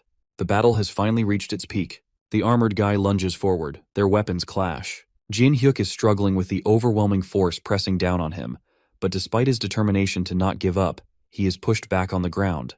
He presses his bat onto the ground to steady himself, his body trembling with exhaustion. He managed to block it, but the aura has been used up, and he doesn't even have the energy to move his body. The armored guy questions whether this is truly the limit of his power. Holding up his weapon, he points out, in the end, all Jin Hyuk has done is break this iron sword. A broken iron sword can easily be replaced with an aura blade, but Jin looks completely drained, so how will he face the armored guy? He warns him that if he has no tricks left, his challenge ends here. Jin Hyuk pants heavily as he tells the armored man that he talks too much and provokes him to kill him already as he gave it his all, so he has no regrets. Though he assures him, even if he dies here, he won't actually die, so he will keep challenging again and again to become stronger. The armored guy reveals the real trial is over, but informs him about the misunderstanding. Nobody said this trial was about defeating the armored guy. He is the examiner and the judge. The true trial is whether or not he can earn the armored guy's approval. Jin Hyuk's eyes shine with hope that maybe he will be passed, and fortunately the guy actually passes him, mentioning he still has a lot to improve. In an instant, the armored guy is transformed into the same old guy sitting on the throne. It was him fighting with him all this time. The old man praises his remarkable potential, but advises him to fix his personality, as recklessness and confidence are not the same thing. Still, he was impressed by how Jin Hyuk gave it his all until the very end. When Jin Hyuk realizes it is the same old guy, he interrupts, but the old man pokes his head out and signals him to stay quiet. As he wished to know how to grow stronger, so the old man explains, his aura is power rooted in divine energy, which makes the method simple. He must connect with the divine, so the old man puts his hand on his head, revealing he has taken a liking to him, so he should use the gift he is about to bestow upon him wisely. Before Jin Hyuk could comprehend, he was transported somewhere unfamiliar. Panic is visible on his face when he notices a giant dragon, but the dragon assures him not to be scared as he was brought here to be granted power by the one who has acknowledged him. Challenger who passed the trial, from this moment forth, he will be imbued with the power of the divine. Suddenly, energy streams move towards Jin Hyuk. Therefore, the dragon insists he accept it. This is the grave of a god who looks favorably upon him. Confusion and fear spread across his face, but it doesn't hide the fact that from now on, the divine power will be with Jin Hyuk. Lee Jun-chul has arrived at Jin Hyuk's house. Lucia sits there anxiously, waiting for Jin Hyuk. He is late. Worried expressions fill her face, mind racing with questions. Has something gone wrong? Just as negative thoughts take over her mind, she suddenly senses a strange shift in the air. Turning quickly, she opens the gate. The gate to the dungeon is appearing. It means Jin Hyuk has succeeded. She examines the gate and is shocked to sense a powerful aura coming from beyond the gate. Finally, footsteps can be heard, and Jin Hyuk enters the game. Lucia stands there stunned. The realization hit her. Is this power coming from him? It couldn't be. How is this even possible? She is in utter disbelief but unaware of her shock. Jin Hyuk asks her the reason behind being so shocked. She hesitates, but her mind screams tons of questions. What happened there? Has he truly passed all the trials of the Dragon's Temple? Did he really face them all and survive? When Jin Hyuk doesn't answer, she angrily takes out her weapon to attack him, calling him a reckless idiot. Did he not understand what he had done? What if something had gone wrong? She warned him not to be greedy and to back out in time, but before her attack could land, Jin Hyuk blocked it with divine energy, claiming he had no choice if he wanted to get stronger. If he hadn't done it, he wouldn't have gained this power. Lucia clenches her fists, realizing he never listens. Well, he has certainly gotten stronger, but still, she advises him to be cautious because if something happens to him, she won't be able to go home either. Though Jin Hyuk assures her not to worry as nothing like that will happen anymore. In that case, she decides to leave this place to him now. Confusingly, Jin Hyuk asks if she is heading back to the dungeon, so she informs him she needs to get some rest too. And even he looks like he is more than capable of handling things in here now. As Lucia turns to leave, Jin Hyuk shows his gratitude, but Lucia tells him not to mention it because more than she did it for him, she did it for herself. She didn't want the dungeon to get messed up if he died. Also, she reminds him that nothing in life is free. The boss room with the magic circle still needs attention, and she will be staying there for a while, so he should bring her a bunch of sweets as payment. She has one more thing to say. Once she goes back into the dungeon, the magic that suppresses perception will soon wear off. When that happens, the Titan Guild will find this place and come after it. Before they find out, he could come up with a plan. Then she leaves into the shadows of the dungeon. He then enters the lounge and greets the secretary. While Lee Jun-chul is shocked by seeing our boy there, Secretary's face brightens up with happiness after seeing him. Jin Hyuk then confirms if everything was all right while he was gone, so Hyena updates him. Seo Sang-ho is recovering well, and they have handled the pursuers. That's a small relief, but there's something else Jin Hyuk wants to know. Why is Lee Jun-chul here? Jun-chul explains he couldn't reach him, so he took the liberty of coming to see him personally. Jin Hyuk narrows his eyes, knowing this guy never appears out of nowhere, so something is definitely up. Without hesitating a bit, Jun Chul proposes something unexpected. He would like to create a guild with Jin Hyuk. Before he could reply, Lee Hee-na interrupts as he wasn't going to propose a way to get them out of here. Jun Chul advised them to calm down and hear him out. He realistically speaks. Even if Seo Sang-ho recovers, he can't go back to the Titan Guild. The fact that no one has come to rescue him is proof of that. He knows that the group has already rotted through, and something that is already rotten can't be fixed, so they need a new foundation, and he intends to build a new framework with Lee Hai-na and its core, Kang Jin Hyuk. He slides up his phone, requesting them to look at the material he has prepared first, the resources he can handle personally for building a guild, the physical resources available, the talented individuals he has scouted, and the facilities they can use. Lee Hai-na is pretty impressed by his preparation, but even with a guild of this scale, they can't fight the Titan Guild. Even with all of this, can they really go against the Titan Guild? And more importantly, how will they handle Kang Jun-tae? Jun Chul has prepared a countermeasure for that too, but for that he needs one guarantee: if Jin Hyuk can defeat Kang Jun-tae. Jin Hyuk asks why him, but not Seo Sang-ho. But Jun Chul is aware it will take time for him to recover enough to fight properly, and by the time that happens, they will have already missed their chance. He heard our boy fought Kang Jun-tae and survived. If that is true, then his plan can work to resolve the current situation. If that rumor is false, then they will pretend this conversation never happened. As long as our boy is strong enough to fight Kang Jun-tae, the plan is viable. If that's the case, Jun Chul is willing to stake everything on our boy. This causes our boy to smirk as he wants to hear the plan first because his answer will depend on it. As he has been asked to share his plan, on the other hand, Tyrant Guild leader Jo Wan Chul is beating the men of the Titan Guild, demanding to know where they are barging in without fear. Recently, with public sentiment against them due to the Al Raun incident, he thought they'd lie low for a while, but during that time, Titans have been targeting Tyrant Guild's territory, so if they want to pick a fight, Wo Chul will rip all of them to shreds, every last one of them. Back at Jin Hyuk's house, Jun Chul's plan is to draw the Tyrant Guild into this. It is about fighting fire with fire.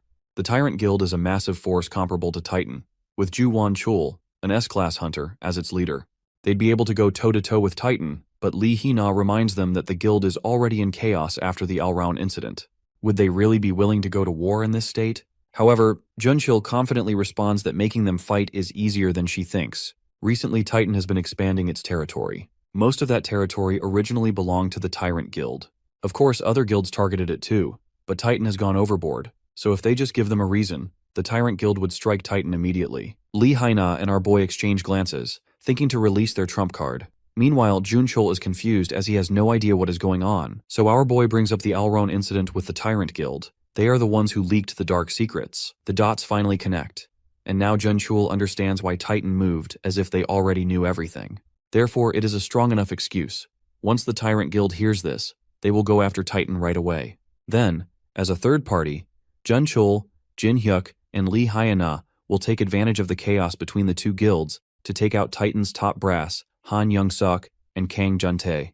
That is the plan Jun Chul has devised. A smirk spreads across Jin Hyuk's face because he is definitely handling it for Jun Chul. It also means starting a new guild is confirmed. Drawing from mythology, Jin Hyuk decided to name it after the temple of the gods who overthrew the Titans named Pantheon. Both Jun Chul and Lee Hai-na like the name as the meaning fits well. Now they have to get going. There is no point in delaying anything.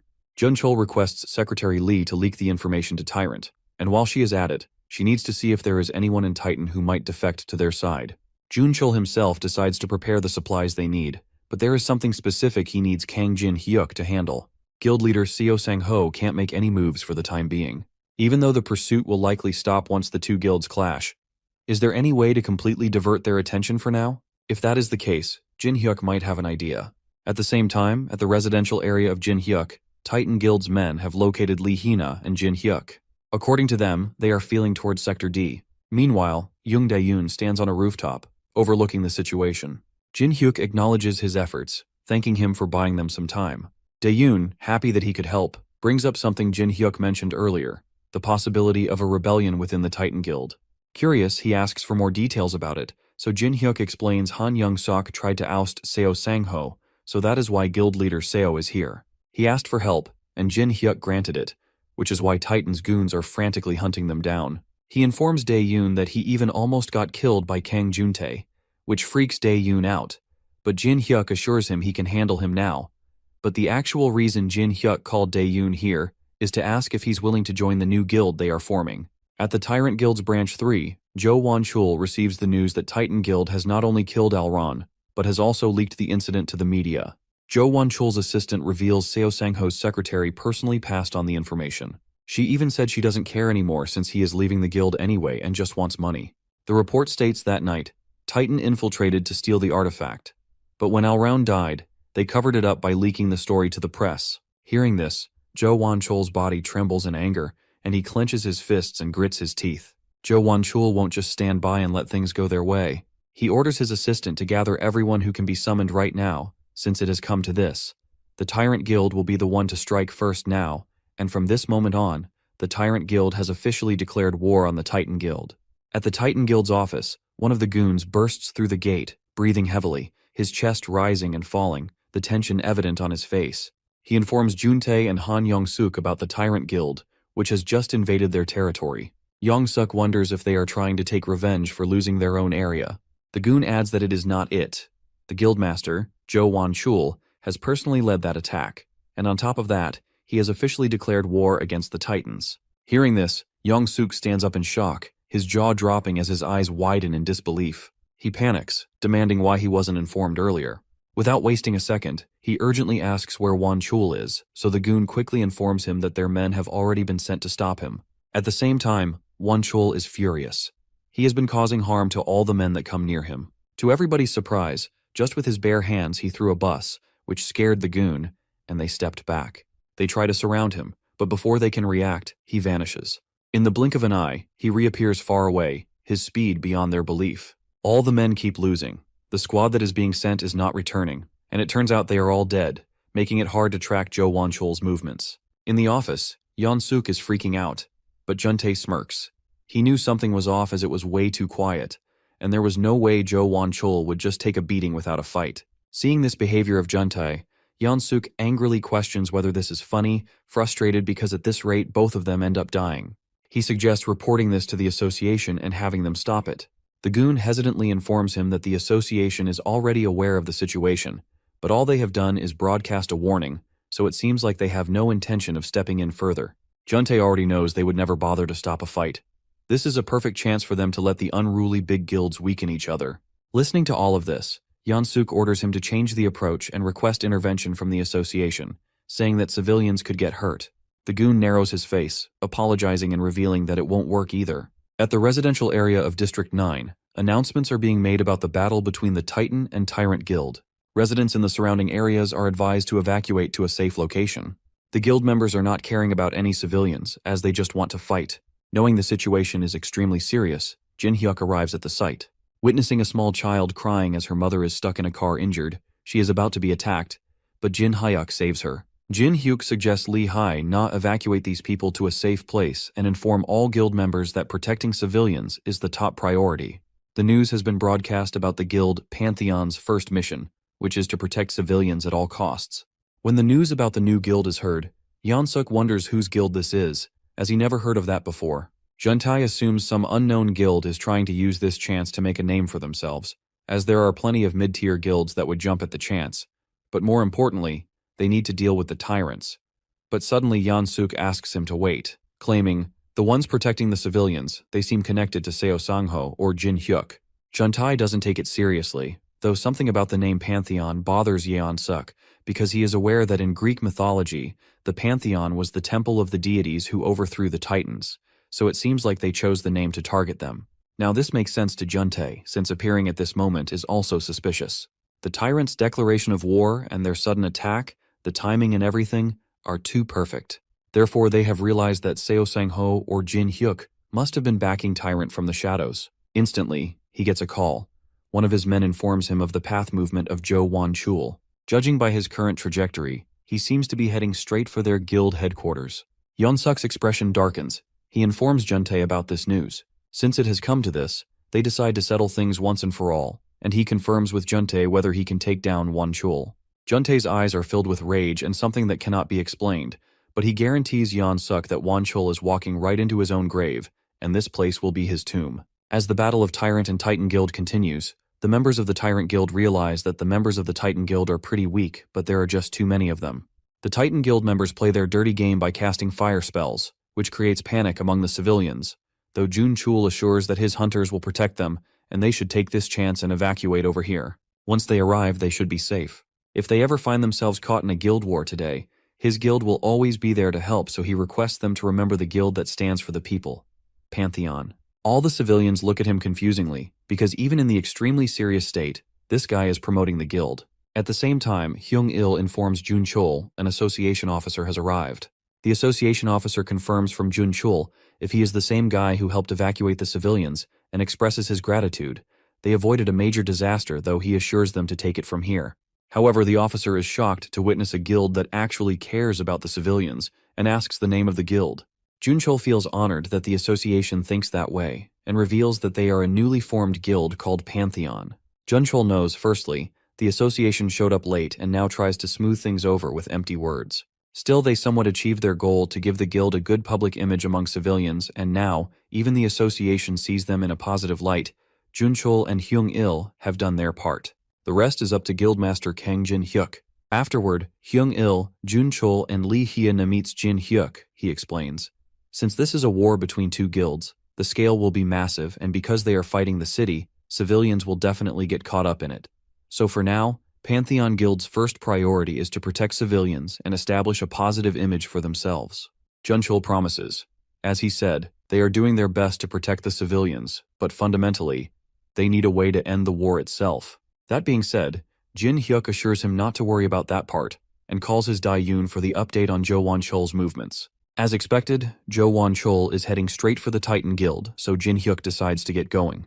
Out of curiosity, the women then questions about the need to track Wan-chul's movements. In response, our boy elaborates if that piece of work and Kang Jun-tae fight in the city, the damage will be unbelievable, and one of them will definitely die. My guy intends to take the both of them down at once.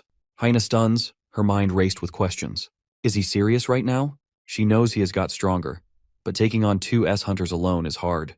Jin-hyuk then takes his leave and reminds his guild members to focus on keeping the civilians safe. Haina knows right now they just need to trust him, do their part, and hope for him to come back safely. At the Titan's base, Wan-chul studies building. Meanwhile, the goons notice him and try contacting the control room immediately. As they are informed that Jo Wan-chul has appeared at the main gate and request for urgent backup, they are both sent crashing to the ground as Wan-chul forcefully pushes them. He tells them he has no interest in dealing with small fries and gives them an opportunity to live if they call their guildmaster right now. The guy quickly informs the control room to contact the guildmaster, but also ends up getting beaten by Wan-chul. Receiving this news, Yeon-suk understands Wan-chul has actually stormed all the way here. Though Juntae never thought he'd walk right into his own death and guarantees to bring the head of the tyrant guildmaster to Yeon-suk as a gift. The news is going countrywide about the war that has erupted between the major guilds in the middle of the city. To prevent civilian casualties, the police and the Hunter Association have issued a regional lockdown, restricting traffic and sealing off the battle zones. Additionally, the Hunter Association is operating shelters for residents in the affected areas. If someone is in designated areas, they should evacuate immediately according to the association's guidance. At the same time, Wan-chul has been knocking out the small fries, announcing Titan has already fallen, and these weaklings are supposed to be the elite forces guarding the main base. The guards decided to retreat for now as they can't hold out against an S-rank hunter, but one of the guards orders them to hold the line no matter what until the new guildmaster arrives. After a few minutes, all the guys collapsed on the ground. Wan-chul huffs, wondering if Seo Sung-ho has changed a lot. His subordinates are dying left and right, and he hasn't shown his face. He screams to call Seo Sung-ho, but surprisingly, Juntae rushes towards him, demanding to know who gave him the permission to run wild. Seeing him, Wan-chul is stunned and asks what he is doing here. Therefore, Juntae reveals he is the new guildmaster now, and that is exactly when he pushes him. This revelation is confusing for Wan-chul, so he asks about Sang-ho. Without giving a direct answer, Juntae smirks and suggests asking this to Sang-ho on his own when he meets him in the afterlife. Wan-chul replies reluctantly, Jugay is the one who will be heading to the afterlife today. Provoked, Juntae laughs maniacally, mocking him for bluffing as they both charge forward to clash. When Yeon-suk comes out of the building, he is shocked to witness all his guild members lying lifeless on the ground, proposing to call clerics to heal them, but they have all been deployed to other battles, so it is difficult right now. Every branch is engaged in war, so there was no other choice. Not just the clerics, every last remaining soldier in the main base was also deployed. Yeon-suk tries to connect the dots. Now that the troops have been spread out in the various branches, Zhou Wanchul has attacked alone. The timing is too perfect. Wanchul planned this from the start. The war was actually just a distraction. His real goal was to storm the main base alone and end everything. Normally, such a reckless plan wouldn't even be possible, but an S-rank's power makes the impossible a reality. In the end, the winner of this war will be decided by the battle between Juntae and Wanchul, the class of 2 S-ranks. At the dungeon, inside the boss room, Lucia tries to understand stuff she has been analyzing for days. If she can just decipher this magic circle, she should be able to return to her original dimension. Though realization hits her, once she won't be in this place, she won't get to eat snacks anymore. However, her thoughts quickly shift to Jin Hyuk, who has been gone for quite some time. She wonders if he's okay but reassures herself that he's probably fine. After all, that guy Jin Hyuk is now probably stronger than those so-called S-rank hunters. The battle is pretty intense. An intense blue aura launches a devastating energy attack by Wanchul. Juntae unleashes a force to block that forceful attack that surges forward at incredible speed. Both of them struggle for dominance. Juntae soars through the air with their weapon to slice Wanchul's head in half. A shimmering protective shield is already created by a spell to protect himself. To break the barrier, Juntae hits the weapon on the ground, causing a massive explosion and debris flying in all directions. Far away, Jin Hyuk approaches the battlefield. When Jin Hyuk arrives at the location, he is saddened to see them fighting without a single thought for the city or its people. The city is being torn apart, not by monsters or some great terrorists, but by the selfish actions of hunters who definitely have long forgotten their duty. They say an S-rank's power is like a natural disaster. Seeing all the destruction, Jin Hyuk finally understands what that really means. In the past, he wouldn't have even dared to step in. These warriors are powerful, unable to defend, but now it is different. Right now, with the power of divine energy being with him, he can take both of them down. Meanwhile, Juntae and Wanchul's fight continues. As they both clash their weapons, they hear a voice ordering them to stay right there, nice and close. Before they could react, Jin Hyuk attacks them both, which makes them stumble backward. Wanchul stands at the corner, his gaze darting towards the newcomer, wondering who this guy is, while Jin Hyuk mockingly greets Juntae. Juntae recalls he is the same guy who got beaten up and ran away. Still, Wanchul is studying Jin Hyuk and this energy that is coming out from him. The energy radiating from him is unlike anything he had encountered before. It is hard for him to figure out if he is an A rank or S rank. He questions himself if there are hunters like these in Korea. Whereas, when Jin's gaze shifts towards Wanchul, he recognizes him. The same scumbag who sacrificed countless women to Alraun. Rather than attacking them, Jin Hyuk calmly addresses them, his voice steady despite the chaos around them, and asks them to confirm if they really are hunters. He gestures around at the devastation, pointing out how this city is in ruins. Innocent people are caught in this war, suffering, getting hurt. After seeing all that, he urges them to think. Don't they feel even a little guilty? Rather than being ashamed, Juntae shamelessly smirks. Guilt? Why would he feel guilty? He confesses he wouldn't care about those pathetic insects. When he doesn't watch out for bugs while walking, who cares if a few worthless civilians die? Juntae mocks him for being another naive puppy. However, he thought Seo Sang-ho was the only self-righteous hypocrite. After listening to everything, Jin Hyuk acknowledges they are definitely worse than animals. Even animals must have a little sympathy, and thanks them for making this easier. Now he can kill them without hesitation. Jin Hyuk tightens his grip on his bat, energy streams radiating from it, and points out Juntae for making things pretty clear for him. Not taking him seriously, Juntae pretends to hear that wrong because he is firm about killing both Jin Hyuk and Wanchul. He tells Jo Wanchul to wait for a bit as he needs to deal with this arrogant guy first. Wanchul thinks smartly, acting casual, admitting it will be entertaining for him. But deep down, he knows if these two fight and wear each other out, it will end up being a win-win situation for him. Jin Hyuk turns to Wanchul, giving him an option to join because he doesn't mind taking both of them down at once. Seeing him acting so cocky, Juntae couldn't hold back and with breakneck speed rushed towards Jin Hyuk, his weapon pointed at Jin. Jin Hyuk doesn't even move from his position and just stretches out his bat, blocking his whole body easily. Beads of sweat roll down his head because he wasn't expecting him to block the attacks now when he couldn't even defend against one before. Jin Hyuk is eager to know the cause of his stunned expressions, as he hasn't even started yet. With a swift flick of his enchanted bat infused with divine energy, Juntae is pushed back. Wanchul's eyes widen since he never imagined Juntae getting pushed back like this with such intensity. Taking Juntae's shock as an opportunity, Jin Hyuk quickly moves forward to hit him, but he deflects the attack quickly by tilting his head a bit. Juntae's anger doubles because Jin Hyuk dared to put a scratch on his face, so he gathers his strength to counterattack. He is not sure what Jin has done, but it is evident that he has definitely gotten stronger. He admits that it is a shame, sparing him back then. Jin Hyuk laughs as, seeing how strong he is, regret washes over Juntae's face. Instead of admitting it, Juntae arrogantly huffs, claiming either way, Jin Hyuk is going to die by his hand. Jin assures him things won't go the way he wants. That day, when he barely escaped from here, he made a promise that he'd get stronger and kill him. The one who humiliated him. The one who feels he is superior. Juntae stands there knowing damn well this is troublesome.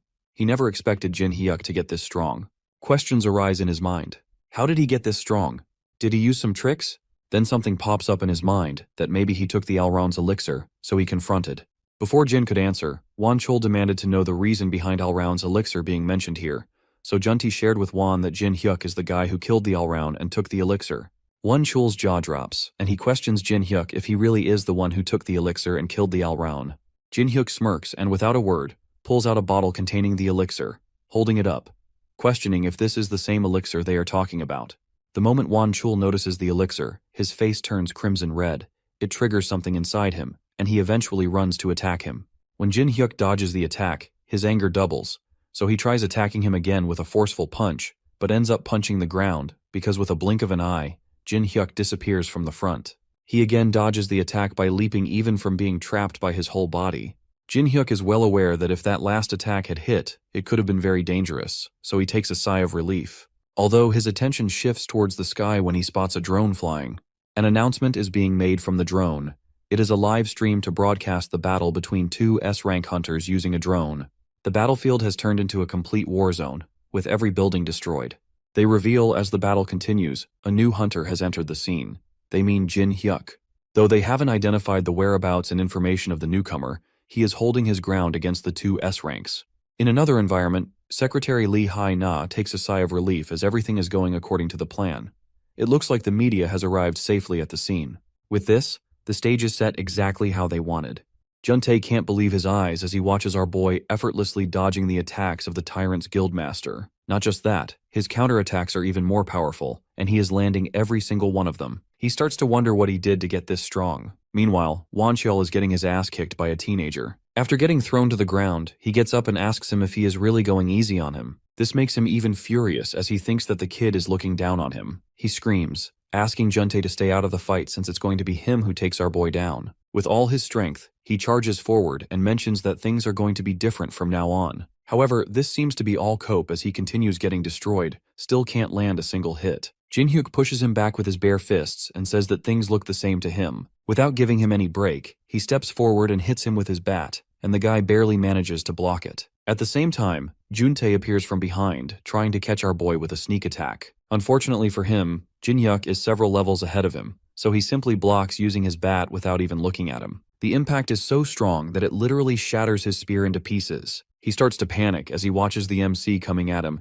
and falls down with just the shockwave of his bat swings. Not seeing any other way out of this, Wanchel suggests teaming up even though they were just fighting each other minutes earlier. The guy suggests making an alliance until they defeat Jin Hyuk. Juntae still doesn't seem to trust him, so he threatens to kill him if he backstabs him during their alliance. Wanchel shouts at him to fall into position, as they both might have a chance against our boy if they combine their strengths. Meanwhile, the news reporter mentions that the identities of the two S-rank hunters fighting in the war have been revealed. However, they still don't know anything about the hunter who just joined their fight. Moreover, they haven't heard anything from the guildmaster of the Titan Guild. Just as the reporter mentions this, we see Seo Sangho slowly opening his eyes in his room. Immediately after waking up, the first thing he does is to get dressed. Bro cares more about his guild's aura than his own health. After getting ready, he looks for Hyena and wonders where she is. Meanwhile, she gets a call while she is on her way to the battle zone. She is shocked to hear that he is finally awake and puts him on speed on everything that's going on. Seo Sangho asks her where she is, and she tells him that she is headed to the war zone, explaining that Jin Hyuk formed a new guild and she is now a part of it. All of this is too much for the guildmaster to handle, so he decides to contact Jin Hyuk directly and ask him about it. However, Hyena tells him that it's not possible since the MC is literally fighting two S-rank hunters as they speak. Hearing this, Seo Sangho gets up from his seat, knowing that the kid can't fight two S-ranks no matter how strong he is. He asks her for the location and says that he is going there himself. Hyena is a bit hesitant as she is worried about his health, but he tells her that it all happened because of him. As the guildmaster, he can't just sit back and relax while they continue to fight. She finally agrees and sends him the location of the fight. Even though she is worried about his health, She knows that she has to trust his decision, since he is the only one who might be able to stop it. Hyena thinks to herself that this isn't the time to hesitate, and she needs to do what's required of her. Meanwhile, Juntae is trying his best to land a single hit on our boy, but he gets brutally outclassed. Jin-hyuk is reading him like a book and blocking all of his attacks without any effort. As the fight gets intense, the shockwaves from their attacks start traveling even further. While the MC seems distracted with Juntae, the other S-rank charges at him from behind, trying to finish the job.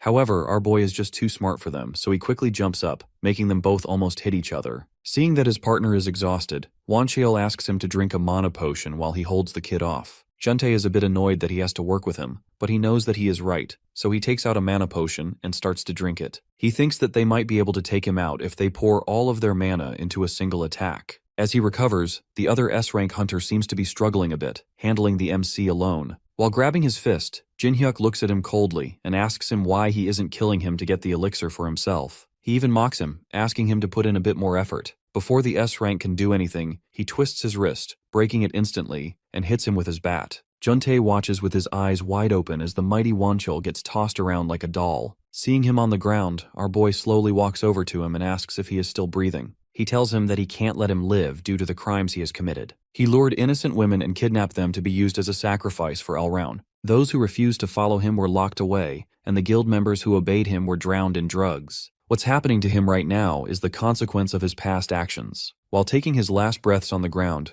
Wanchol can't believe that his life is ending in such a pathetic way. Our boy raises his bat above his chest and asks him if he has any last words. The S-rank looks up at him with despair in his eyes and asks him if he is going to kill him for such a trivial reason. He starts begging for his life, saying that he will make him the guildmaster if he spares him. However, Jin-hyuk makes sure that he understands there is no negotiation. All he wanted to do was to ask for his last wish. He had already made up his mind when he saw those people trapped that day, just waiting to die. Wancheol still doesn't understand why he wants to kill him just because he kidnapped some people. Whatever the case, the MC knows that he has enough reason to kill him, so he simply stabs him with the bat and finishes him off. The guy screams as the bat pierces his chest, thinking to himself that he can't die like this. However, none of that matters, and he slowly loses consciousness. After he dies, our boy makes sure to remind him to apologize to all the people he killed in the afterlife. Meanwhile, Juntae watches in horror, wondering if he should take this opportunity to strike Jin-hyuk while he's distracted. Nevertheless, the fear in his eyes reveals he no longer believes he can win.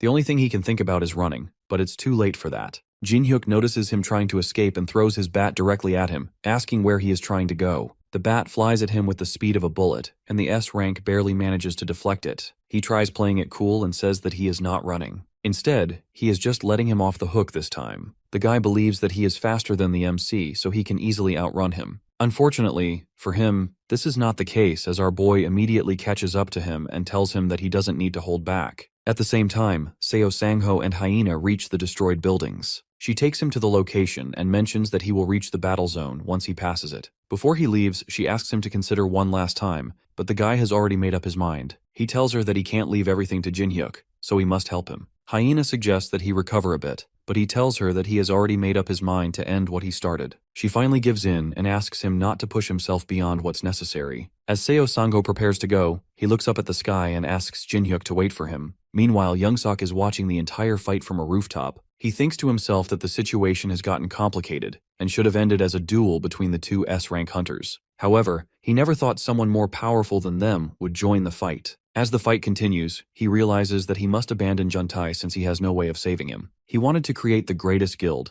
and considered Seo Sangho to be a barrier to his goal. Therefore, he poisoned him, and now there is no one who can stop him from building the guild he wants. He looks at Jin-hyuk and says that he will let him off this time. For now, he needs to escape and focus on twisting the public opinion in his favor. Before Seo Sangho left to help the MC, Hyena told him something important. She revealed that when monitoring the battle zone with the drones, she saw Youngsok standing on the rooftop of the Titan building. Back in the present, the guildmaster appears behind the traitor, making him shake in fear and disbelief. Before the guy can do anything, he screams his name and grabs him by the collar. He wants to know why he would do something like this to his own guild. Youngsok looks at him and asks if he truly doesn't know the reason. He claims that he did it because the guild doesn't need him anymore. This hits the guildmaster a bit hard, and he asks him what he means. The guy explains that he was stopping the guild from growing, and they have no use for such a leader. Seo Sangho sees through his crap talk and calls him out, saying that he is only trying to justify his actions since he did all of that because of his own greed. Youngsok, on the other hand, argues that he saved the guild from being destroyed by him. The guildmaster doesn't agree with this and tells him that the guild is being destroyed because of what he did and the incident that he orchestrated. The traitor has nothing left to say, so he summons his knife and tries stabbing the guildmaster. Despite not being fully recovered, Seo Sangho easily dodges the attack, telling him that he continues to disappoint him to the very end. This gives the guy a chance to escape, and he starts running, thinking to himself that his only crime was creating the greatest guild. He blames Jin Yuk for interfering with his plan and jumps off the building. The guildmaster isn't going to let him get away with his crimes, so he chases after him and summons his own weapon. While still in the air, he swings his axe and hits the guy directly in the head, telling him to take responsibility for the disaster he has caused. With a loud scream, his head is cut wide open, and he falls to the ground. Seo Sangho stands in front of his body and says that he has finally fulfilled his duty. However, he suddenly remembers Jin Hyuk and realizes that he spent too much time chasing after the traitor. He immediately rushes towards the site to help the MC. Meanwhile, our boy is destroying the S rank without any problem. After taking a hit to the chest, Juntae finds it hard to breathe. Jin Hyuk points his bat at him, asking if this is the end for him. The guy knows that he is at his limit, and there is no way for him to get out of this. Desperate for survival, he starts begging him to spare his life, offering to give him everything he wants, and even his own position at the guild. Hearing this, the MC reminds him of when they fought the last time. Even after getting stabbed by the spear, he never begged for his life and struggled until the very end. This still doesn't stop the S rank from pleading, and before finishing his life, Jin Hyuk tells him that if he wants to live, he should be prepared to struggle till the end. Before the guy can say anything else, he literally smashes his head clean off the body. With the S rank now dead, the MC stands there in silence, thinking to himself that he finally managed to stop the S rank hunters with his own strength. Suddenly, he hears Seo Sangho's voice calling out to him and asking him if he is hurt. He is shocked to see the guildmaster alive and well and asks him when he woke up. The guy tells him not to worry since he woke up a while ago and has recovered. He then asks him what happened here. Jin Hyuk says that it's a long story and reveals that he was lucky enough to get a chance to grow stronger. Thanks to that, he was able to take down the S-rank hunters. However, the guildmaster still can't believe he got so much stronger in such a short amount of time. Noticing his confusion, our boy assures him that he will explain it all later, but for now, they need to do something about the damage caused to the city. Sango tells him not to worry since he and Hyena will take care of everything. The important thing is that he has received a message from Hyena in which she stated that the association wants to meet him. The scene changes to a training room in the Hunters Association headquarters, where Jin Hyuk stands in confusion. Even though he accepted their invitation to visit the headquarters, he still doesn't understand why they are making him go through this. A voice informs him that this is a test, and he needs to destroy the drones ahead while dodging their attacks. Before he can figure out what is happening, the drones start attacking, so he instinctively decides to take care of them first. The drones are attacking him from all directions, and it's making it harder to dodge their attacks, but compared to his fight against the S-ranks earlier, this doesn't even count as a warm-up for him. With a confident smile on his face, he immediately starts destroying all the drones using his bat. It doesn't take long for him to clear through them, and the voice mentions that this is a new record. He stares at the screen in front of him and tells them that he is getting annoyed now since he wasn't informed about this test earlier. The girl on the other side mentions that this is part of the official procedure to determine his rank as a hunter. After his recent fight with the two hunters, he came out defeating 2 S ranks alone, so the association can't consider him a C rank anymore. Even after hearing all this, he still thinks that the test is pointless. Jin Hyuk starts to lose his temper and asks them to open the door so he can leave. The girl tries to calm him down, but it's no use as he doesn't want to be a part of this test anymore. As he walks to the door, she frantically tries to stop him and mentions that he can't leave the room before the test is finished. To their shock, he breaks through the door by hitting it with his bat and walks out, saying that it was just a waste of his time. It turns out that the association isn't done with him just now, as he gets stopped by some hunters after walking a few steps. He warns them to get out of his way if they don't want to get killed. All the hunters have already witnessed his power, so they know he is not making empty threats. They start looking at their team leader for his next command. From the looks of it, the team leader doesn't want to move, so Jin Hyuk decides that they are going to die. Before he can hit them, he hears a voice from behind telling him to stop. Before he can even turn back, he notices the hunters bowing down to the person in respect and calling him the chairman. He soon realizes that the guy behind him is No Take-Soo, the chairman of the Hunters Association. Jin Hyuk greets the chairman and asks him why he summoned a C-rank hunter like him. The chairman notices that he is upset and apologizes, explaining that the reason he called him here is that someone wanted to meet him. The person he is talking about is none other than the strongest hunter in South Korea, Cheon Sang-ho. Even our boy is shocked after seeing the #1 hunter in front of him. As the guy walks towards him with his immaculate drip, he wonders why someone like him would like to meet him. Cheon steps forward to shake his hand with the MC, which feels like a fan moment. He asks him why he wanted to meet him, and the guy mentions that he saw footage of his recent fight with the two S-rank hunters. Cheon compliments him for his performance and says that he just wanted to meet him in person. The MC thanks him, but he knows there is something more to this. It doesn't take long for the top-ranked hunter to reveal that he wants to ask him for a favor. Meanwhile, Seo Sango and Hyena are having a discussion over tea at his apartment. She informs him that, according to their latest findings, the remnants of the Tyrant Guild and the Titan Guild have now merged into the Pantheon Guild with the approval of the association. She apologizes, saying that she tried her best to save the guild. Hearing this, he tells her that it was the right call to disband the guild. It seems like he regrets his past actions a bit, and thinks that he could have avoided this mess if he had listened more to the other guild members. With this, he announces his retirement from the hunting business. Hyena hands him a contract form and says that it will be a waste for him to retire now. After taking a look at the contract, he realizes that it's a registration form for the Pantheon Guild. She tells him that their guild needs someone like him, and that's also what their guild master believes. Hearing this, he asks her if she is already part of the guild. She winks at him and confirms that she now works for the Pantheon Guild. Meanwhile, Jinhyuk and Cheon are standing face to face, prepared for a duel. He finds this entire situation weird since he was initially thrown into a test room, and now the strongest hunter in the country wants to fight him. The chairman and the girl are watching this fight live on their screen. She can't believe that Cheon actually came to the HQ of his own will since he is rarely even seen in public. The chairman reveals that he met the hunter earlier, and after he saw Jinhyuk's fight with the two hunters, he said that he finally found someone he could fight beside, or maybe someone who could rival him. As the MC asks him why they are fighting, the top hunter mentions that he isn't sure himself. In any case, our boy isn't going to back down from a challenge, so he is ready to fight. Cheon summons his sword, and both hunters ask each other to try their best. Jinhyuk smiles as he thinks to himself that he doesn't care about his ranking. End of the story. Hit that like button. Subs to the Reader Sun to make more mythic content.